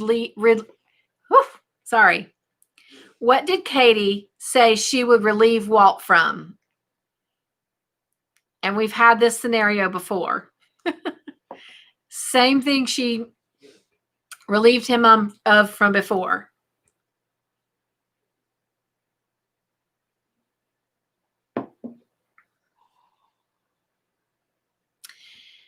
Yes, Roseanne. Roseanne says relieve him of her burden. Janice says she was relieving him of his job to protect her. Jen says his responsibility. Grandma Anna says responsibility of caring for her. Exactly. That she was going to relieve him of that burden of being her father and the job of protecting her. What did Walt say to her twice after that? So she says, I'll relieve you of that burden. And twice he says, What?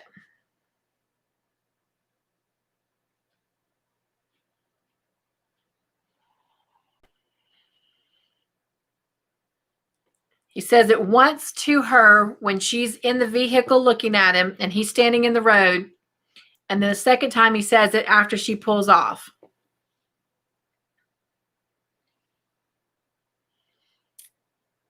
And ladies, you're on the right track. He says, you'll never relieve me of that burden. Some water? Yes, please. Oh, the tea is in here. You can just leave it in there. Let me know when I'm back.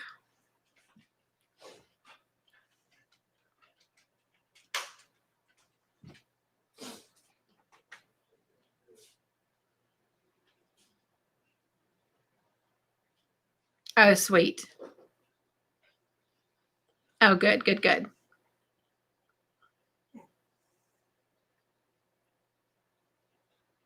So we've got Janice back. We've got Roseanne back. Grandma Anna's back.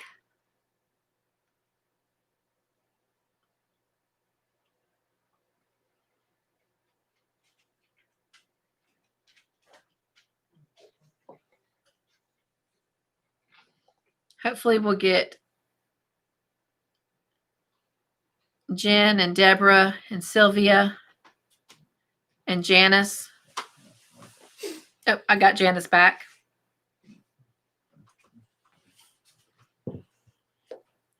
Well, Deborah, thank you for hanging out with us. Grandma Anna, I appreciate it too. I love you guys. Don't forget to mark your calendars that we'll pick back up on October 16th. Okay? And if you get a chance, email me pictures of your blanket. And y'all take care, okay?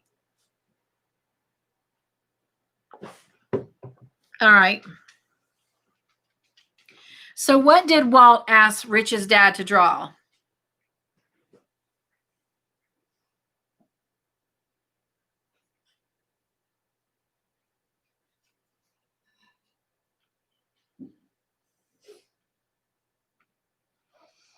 He wanted him to draw the owl, the symbol. Good job, Janice.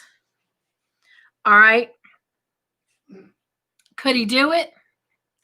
Could he draw it?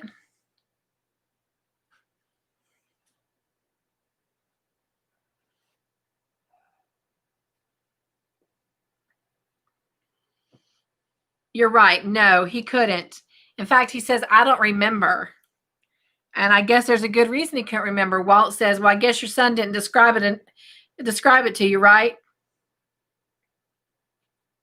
What happened? I have you talking to my son. So Sylvia, Deborah and Grandma Anna were telling us good night. They were having to get off for the night.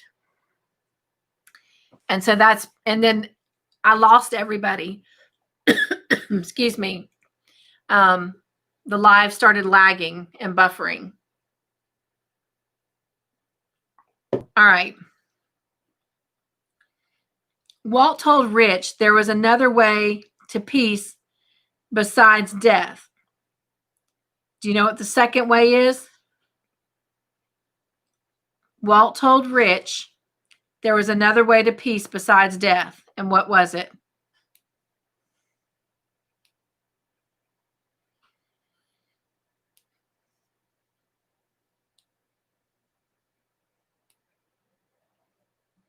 This is kind of a tough question.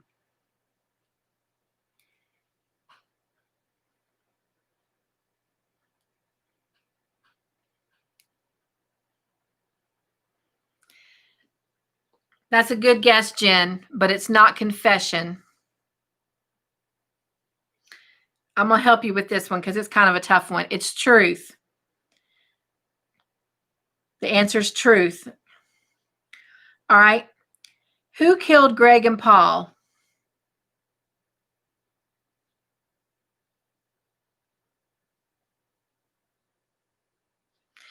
Yes, Jen, you're right. It is kind of right.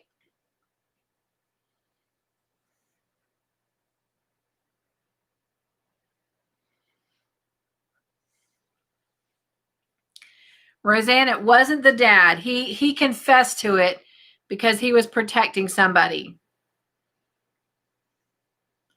Same thing, Janice. It wasn't Mr. Starks. Can you see? Can you please say goodnight for me? Good night, Sylvia.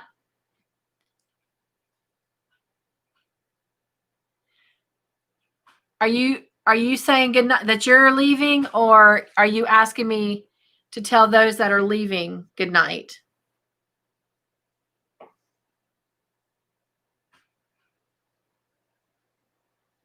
You can let me know. And yes, Roseanne, it was the son, Rich. And the next question was why? And the answer is because Jake had held a gun to his head and made him rape Aisha.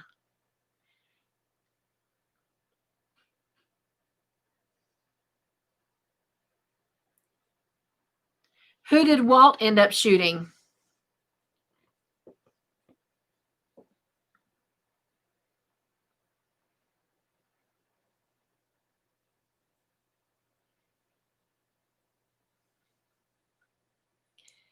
Yes, Roseanne.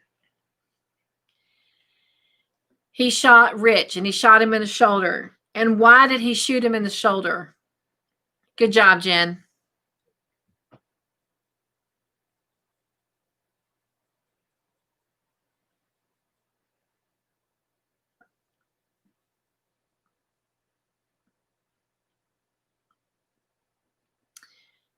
Yes, Roseanne. He shot him in the shoulder to save him from shooting himself because he had pulled the gun up to his head. And so Walt shot him in the shoulder, knocking his arm back and the gun out of his hand. Rich asked him why he stopped him. And what did Walt say? He said, if I let you die, then who will testify against who?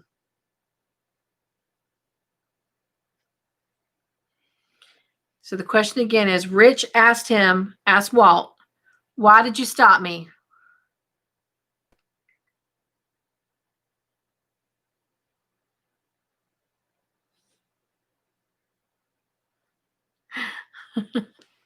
Sylvia said, for the last question, it was the son who killed them because he found out that the father was sleeping with another guy.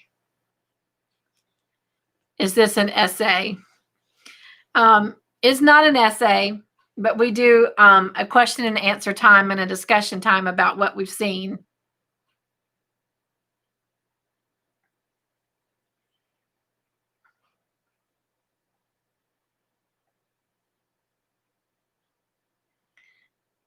Okay.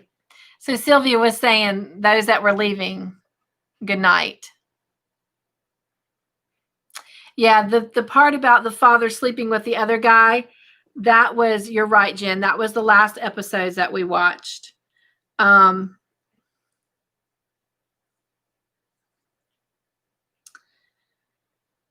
Walt told him that if I let you die, then who will testify against Jake? And you're right, Roseanne. Basically, what Walt was saying, what Jake did to Rich by holding a gun to his head and making him rape that girl was a crime, as if he had kidnapped Rich. So you're very correct, Roseanne.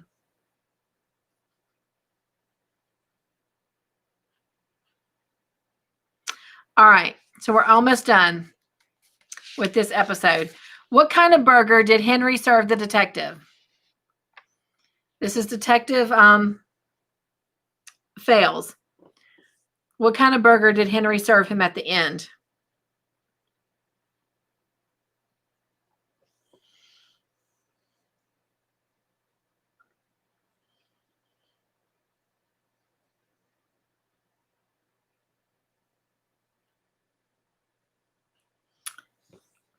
Yes, Jen and Roseanne, it was a cheeseburger. It was specifically a chili cheeseburger.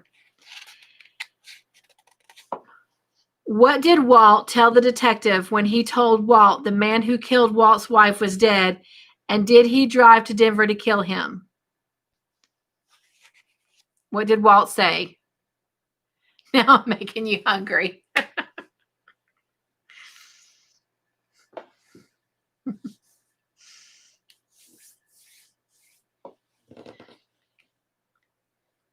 And you're all correct. Roseanne, Jen, and Janice. No. He said, no, I did not do that.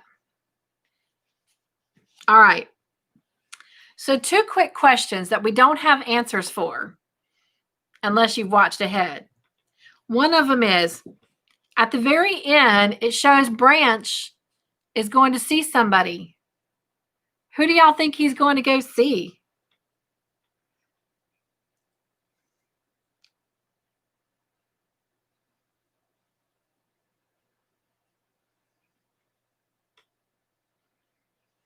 Any ideas?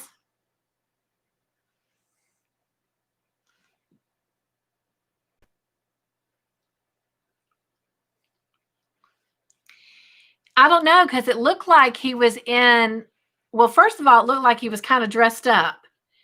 And it looked like an office of some kind. So I don't know. But yeah, be curious to see where that goes.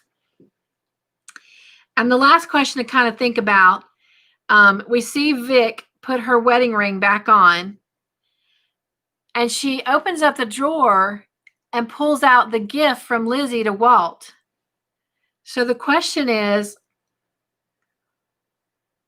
what do you think she did with Walt's present from Lizzie?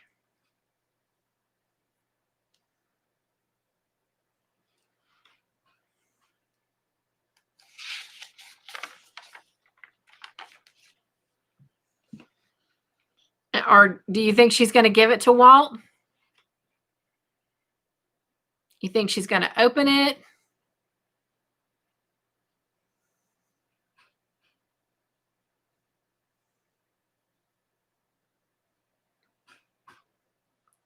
I'm kind of leaning to what you're saying, Jen, that she's going to give it to him. Roseanne, you're right. She may say it's hers when she gives it to him.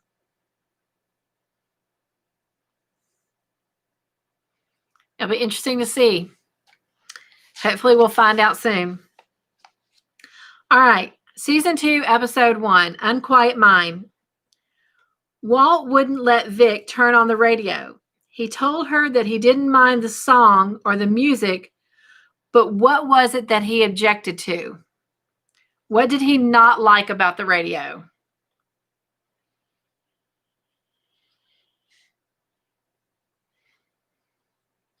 Yes. Good job, Roseanne. Jen. The correct answer is static. He did not like the static. What were he and Vic even doing? Why were they even in a vehicle?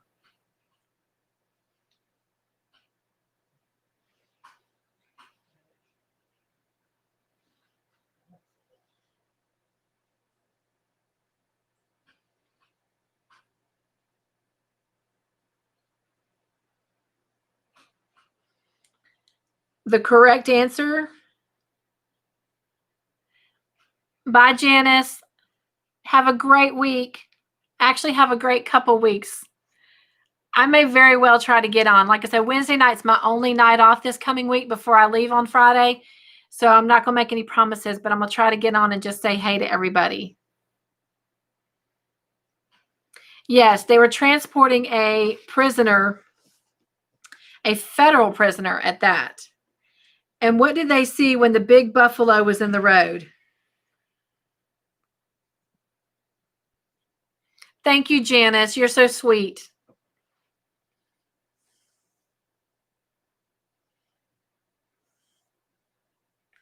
Yes, Roseanne. They saw a baby white buffalo. Is this common? Is this something they see all the time?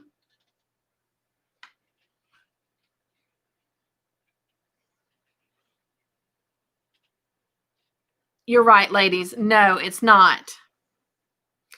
And so the next question was, who was the prisoner? And I'm going to go ahead and help you with that. His name is Wayne Durrell. And what was his crime? Why was he doing time?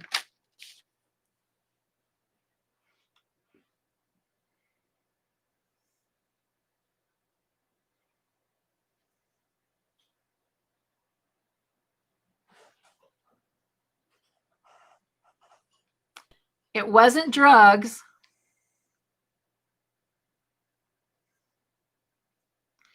Oh, I'm sorry, Jen. I see your answer now. Yes, you're correct, Jen. It was murder. He was an Indian killer across several of the western states, and then he sold their organs on the black market. All right. So the boy that they're digging up, Theo Half Moon, will make how many people that they know of that Wayne has killed?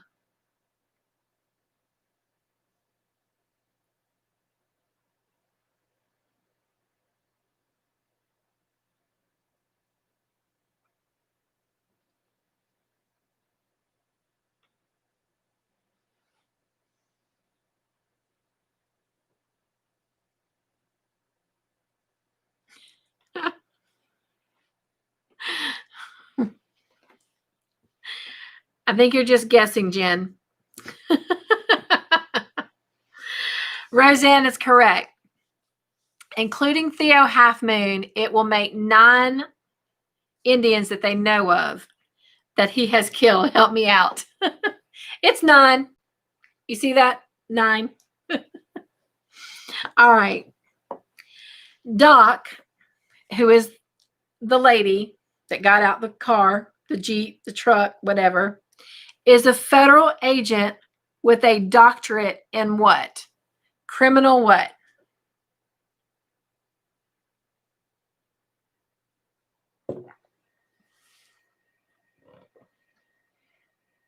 Yes, you were, Jen. You were very close. Yes, Roseanne. She had a doctorate in criminal psychology. Good job, ladies. Wayne, this is the federal prisoner, told Walt at the diner, "You don't say much, but you have an unquiet what?" It's in our title. You don't say much, but you have an unquiet what? Yes, Roseanne. Very good. The answer is mind. You have an unquiet mind. What did Walt ask Wayne on behalf of the family? He's going to have to go talk to Theo Half Moon's family. And what did he ask him on behalf of the family?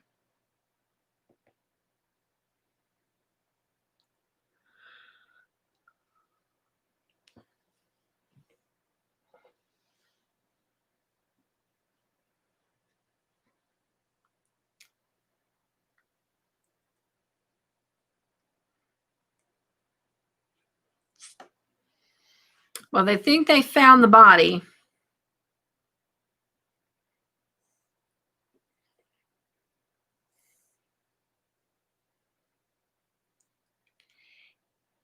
He asked him why Theo had to die.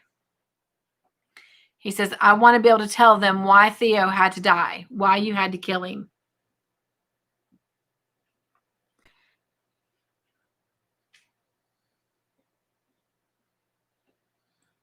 And Wayne told Walt that it's because of what they both hear, which is voices that talk to them.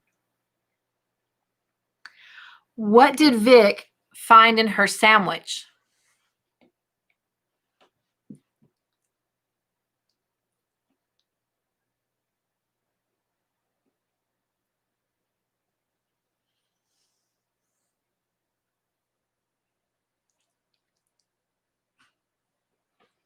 Yes, ladies. She found a metal pick.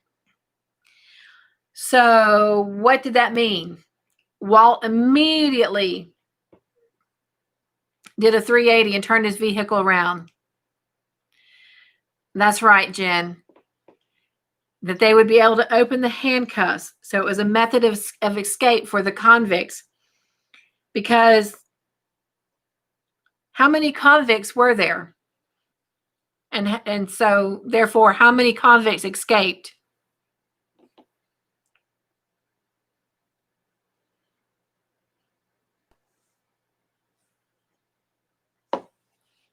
Good job, ladies. Yes, 4.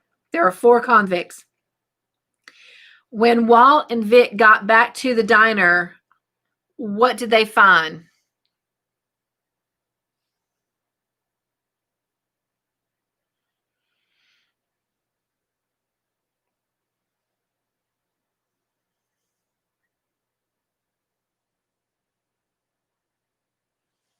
Yes, they found dead bodies that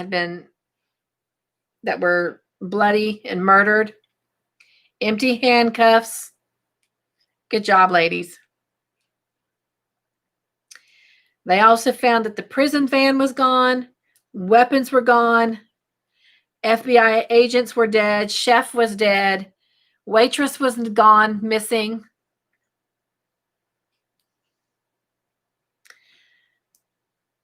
So I'm going to help you with this next question. It said Walt told Ferg to alert who? Yes, the doc was gone, Jen. Very good. So what state? I'm not going to tell you. I'm going to let you tell me.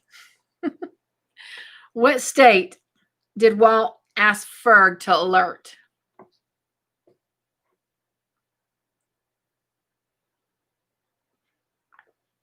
That is true, Jen. Some of the feds were still gone. There were federal agents.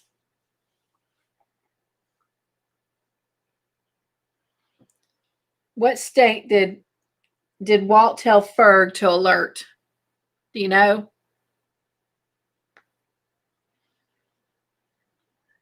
Starts with an M.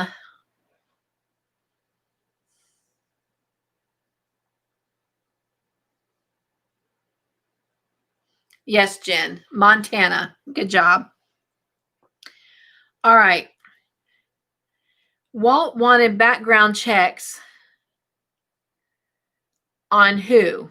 There were 2 sets of people that he wanted background checks on. I'll give you one and I'll let you give me the other. One of them was the FBI agents, all of them. And then he also wanted background checks on who else?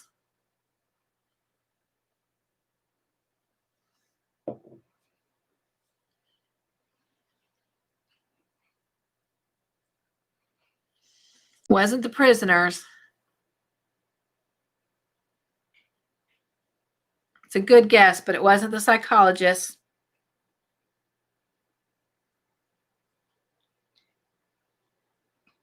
It was the staff at the diner.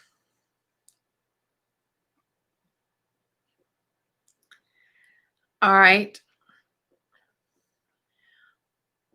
What did Walt tell Vic that he knew much better than she did?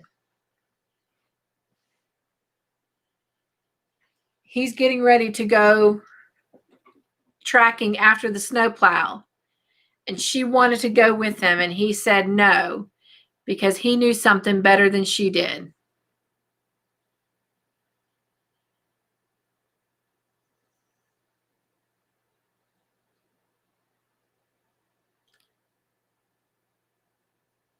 Yes. Good job, ladies. He knew the mountains better than she did. Because remember, she's still fairly new. Vic questioned Walt about going after a snowcat on foot. What did Walt say if he was a hostage he would want to know? Because remember, we've got some hostages now. We're presuming that the waitress is a hostage. We're presuming that the doctor is a hostage. So he said if he was a hostage, what would he want to know?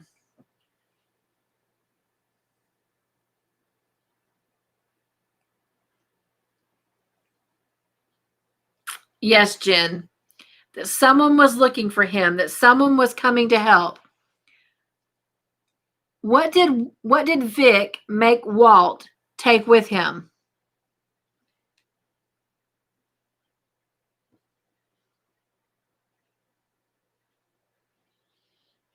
Good job, ladies. Yes, she made him take her phone.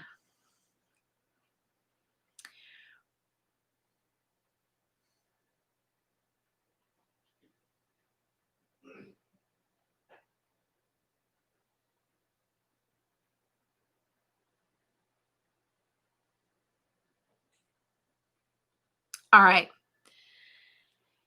So Walt catches up to one of the convicts. His name is Burke. Where did Burke tell Vic and Branch Wayne was headed?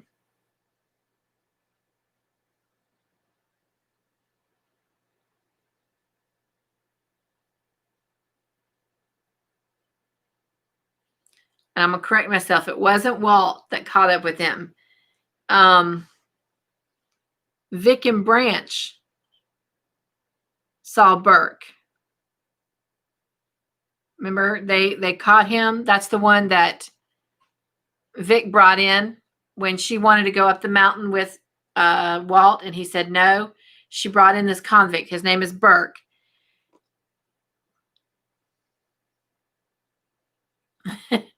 Your hubby's right, Jen. High in the mountains. He wanted to go up into the clouds. How many years does Burke have for dealing coke? So this is the guy that they've caught. So it's one of the 4 convicts. How many years does he have for dealing coke?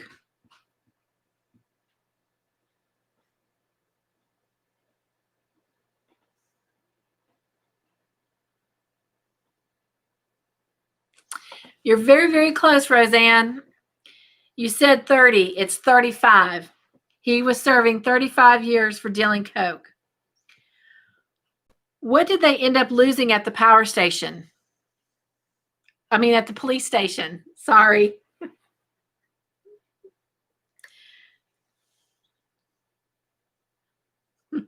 I know you were, Jen.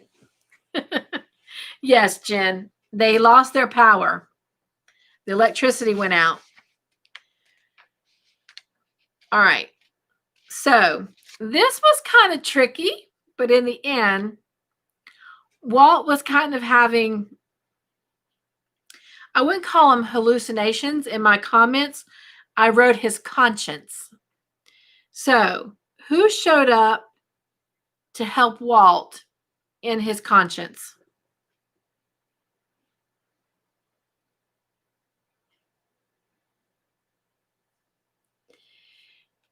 In this case, Jen, you're right. It was Henry.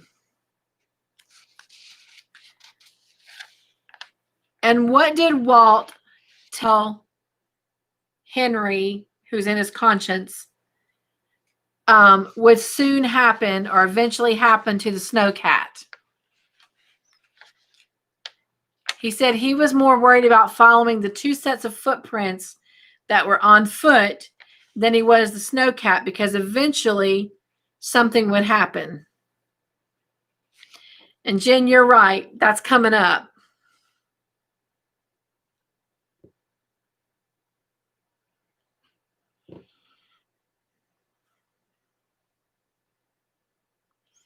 Good job, Jen. It would run out of gas. You're very correct. And what did the background check reveal about the cook and the waitress? Did the cook have a criminal past?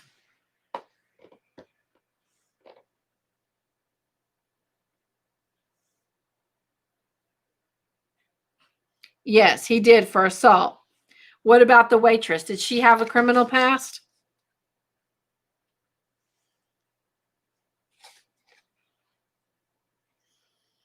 That's right, Roseanne. The cook had a criminal record, but the waitress was clean. And yes, Jen, the waitress liked Wayne. Whose cabin did Walt go to when he stumbled across the next convict who this person who owns the cabin had killed? Whose cabin did he stumble upon? Yes, Roseanne, it was Omar's cabin. What did Henry say is an all-terrain vehicle and can go anywhere in the snow?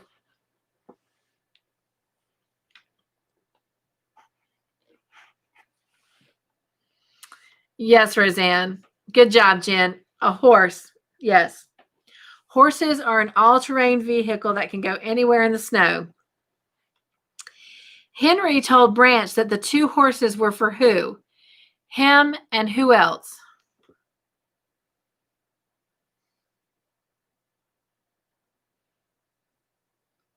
Right. Walt. He says, that's for me and the sheriff. And Branch's response to that was, who was the sheriff right now?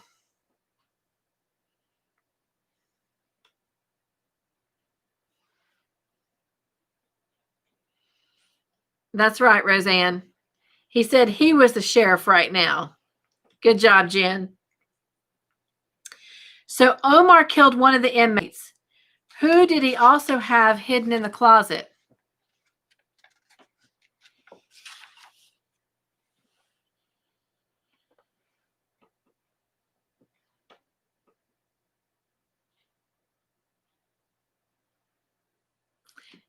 Good job, Roseanne. Yes, he had the waitress hidden in the closet. Walt told Helen, this is the waitress, that she was the first hostage to grab what 2 things?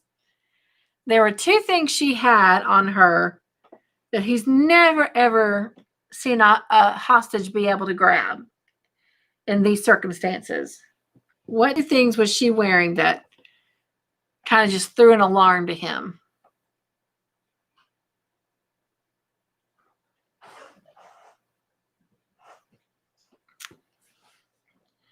Very close, Jen. It wasn't the phone. Shoes are correct. That she had on boots. Good job, Roseanne. A coat. He said he'd never seen a hostage who was able to grab boots and a coat, a warm coat.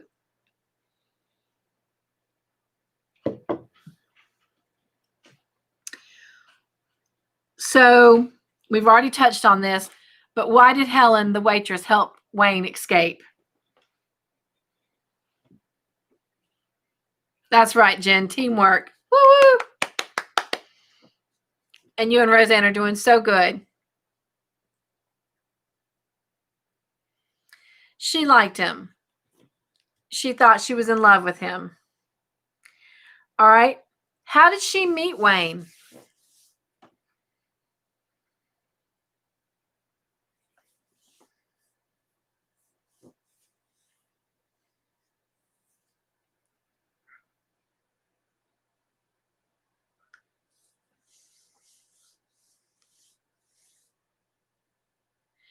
Yes, y'all are both right. Visiting the prisoners and Roseanne dog therapy. She brought dogs to the prison for therapy for rehabilitation, and this started a year ago. Walt told Helen that Wayne doesn't love her, only himself, or he wouldn't have done what? So in other words, if Walt told Helen, if Wayne loved you, he would not have done what?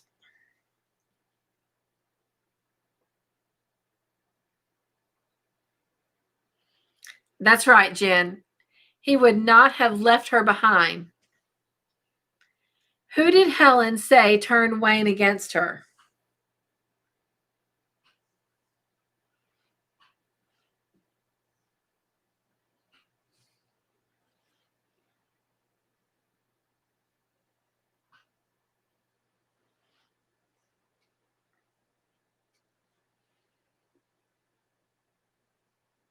No, it's not Walt. Think about who he has as a hostage. Who does Wayne have as a hostage?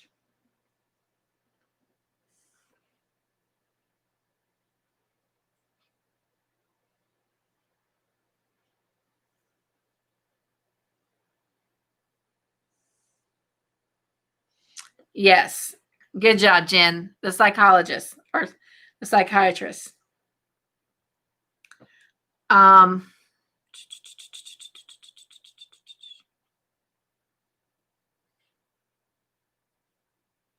Helen said he would come back for her, though, because Wayne would miss what too much? What did she have that Wayne would end up missing too much?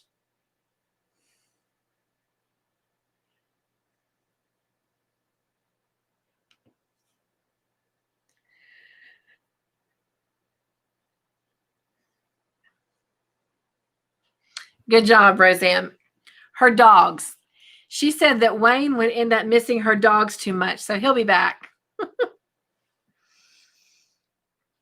What did Walt find in the snow when he was tracking the snowplow? What did he find in the snow?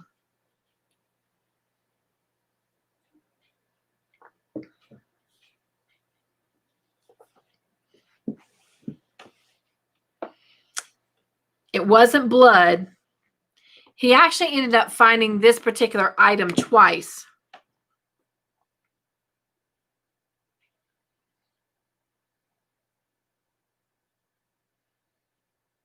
Good job, Roseanne. He found a ammo clip. All right. Again, was he hallucinating or just his conscience talking? But Walt had a hallucination or an image of Detective Fels. What did he ask Walt about going up the mountain without backup? He says, was he chasing a bad guy or was he doing what? So Detective Phelps was questioning Walt about going up the mountain without backup. And he asked him, are you actually chasing after this guy?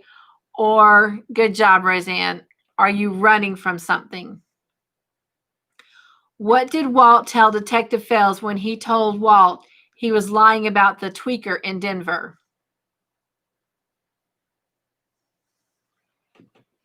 Did Walt confirm that he had lied, or did he say he didn't lie?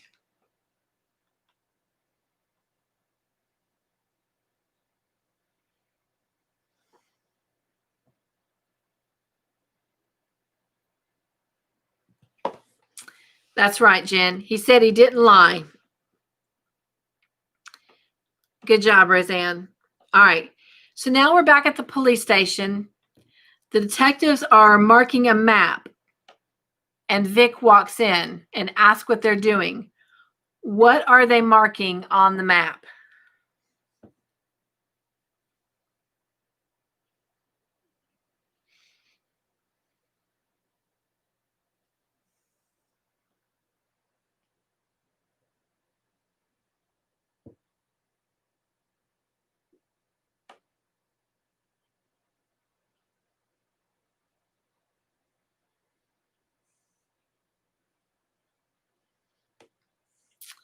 Those are good answers.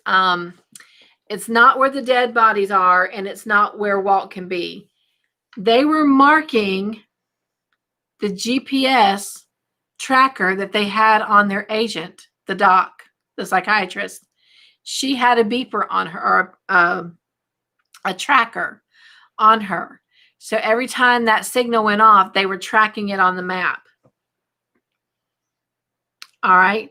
The detective asked Vic to do the hardest thing of all, because this is Detective Townsend now, not Fels, but Detective Townsend asked Vic to do the hardest thing of all because helicopters couldn't go out. Access roads were too dangerous to go up. So he asked her to do what? And said, I know this is the hardest thing to do. That's right, Jen. To have patience, to be very patient and wait. And how did she respond to that?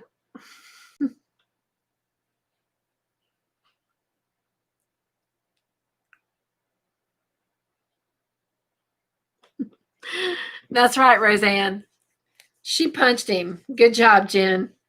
she just walled off and popped him. And then I think she surprised herself that she had done that, though. What did Henry tell Branch?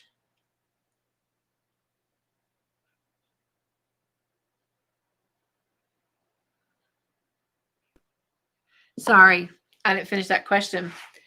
And the question is, what did Henry tell Branch Walt thinks of his job? He said that he thinks of it as a duty rather than what? This is Henry talking about Walt. How does Walt look at his job? And the answer is a duty rather than what?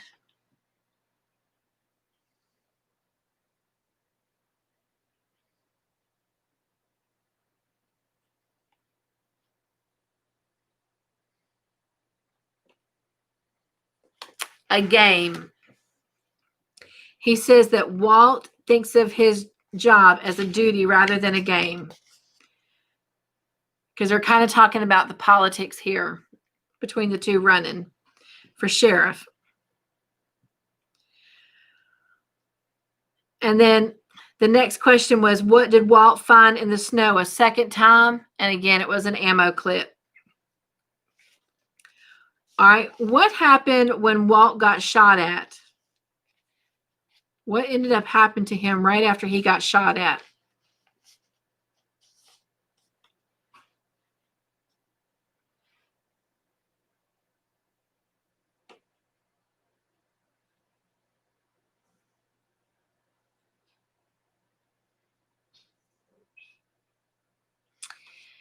Eventually, he does see Theo, Roseanne, but he ended up rolling down the mountain and falling and landing in the river. He did shoot back, but mainly he ended up rolling down, the mountain and into the river. So now back at the police station, Vic has just got through punching Detective Townsend. And what did he do to Vic?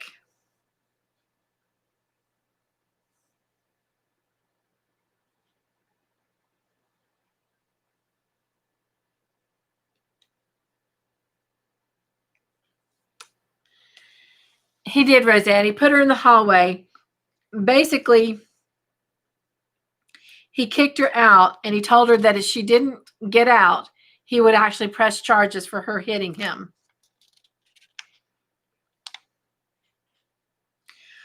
What did Walt see on the riverbed?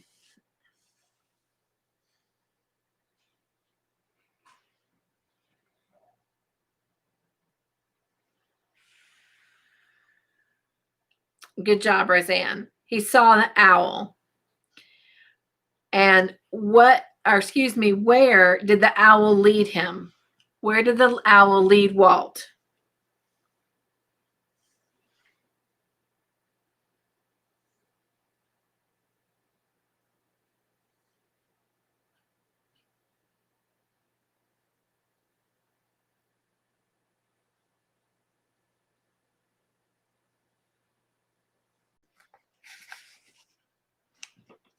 Hopefully everyone's coming back on.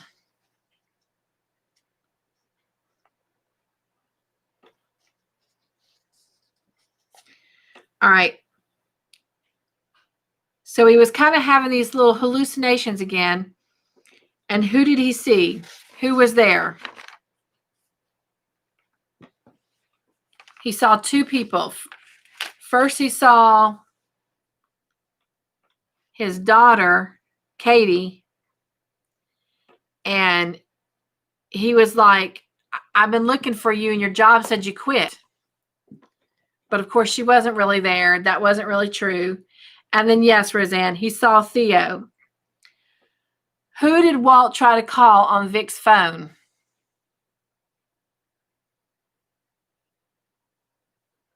We're almost done. We have 10 more. I know this is run kind of late.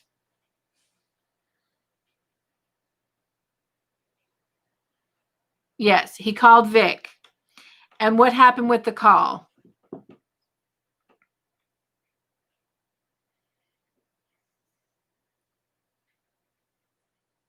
kind of like what's been happening to us. They lost connection. That's right, Roseanne. All right. Who did Walt find in the mine shaft?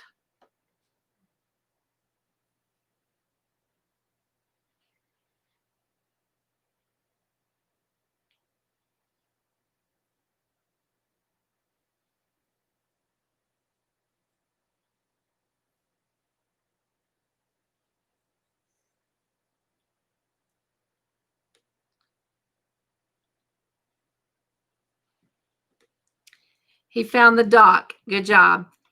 He found Agent Brooks. All right.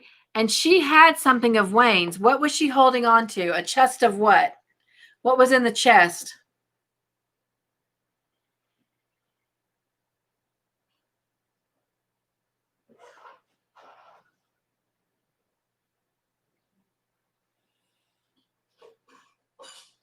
That's right, money. It was a chest of money. All right. I'm just going to kind of go over these next two questions. It said, what did Wayne tell Walt the white buffalo stood for? And Wayne told Walt that the white buffalo was an Indian sign of hope and abundance. And then the next question, what did Walt tell Wayne the white buffalo actually stood for? And he said, a symbol of a better future for the people Wayne had killed. A future that didn't include him.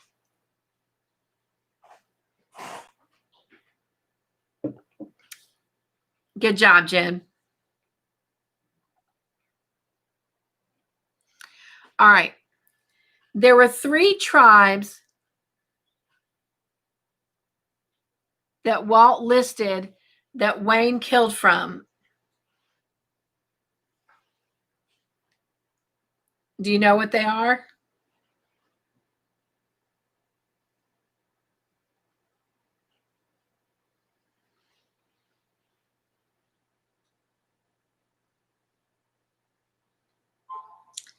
They are the Cheyenne, the Arapaho, and the Crow.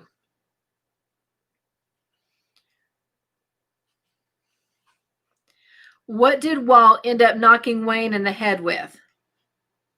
Oh, good job, Roseanne. Roseanne got it.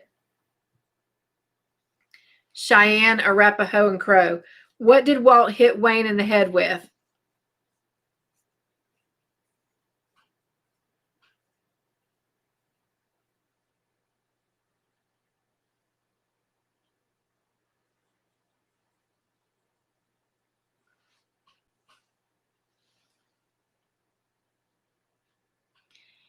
It was, yes, good job, Jen. It was Vic's phone.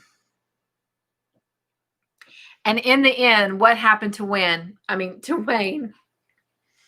tired too, Jen. What happened to Wayne?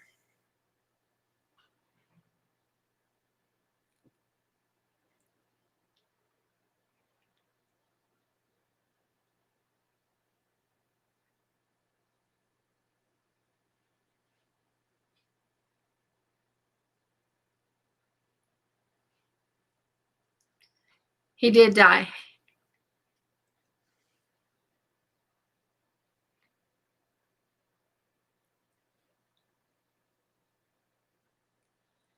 Hey, Eva. He froze to death. Who got to Walt first? Was it Henry and Branch or Ferg and Vic? Because remember, they got the call that the helicopters could go out. So who got there first?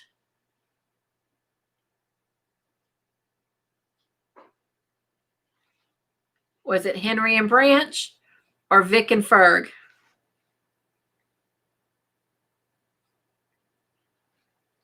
Was it the HB team or the VF team?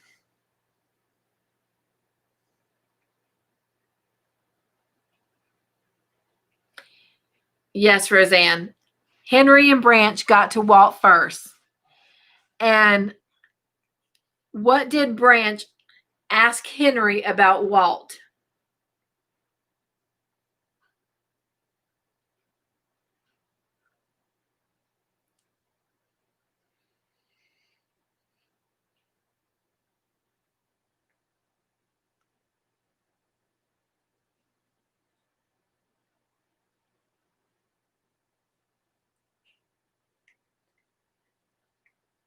Branch asked Henry, is he dead? And what did Walt say?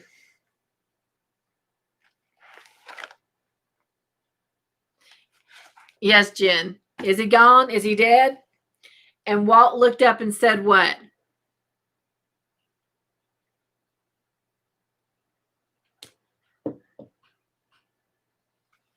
That's right, Roseanne. Not yet. Ladies, those were 2 excellent episodes. Good job, Jen. Good job, Roseanne. I thoroughly enjoyed those episodes. They were really, really good. All right. Well, we're going to go ahead and get off of here. Again, I will miss you guys next Friday night. Be looking for an extra segment on the Longmire blanket, and have a great couple of weeks. And I will see you again on October the 16th.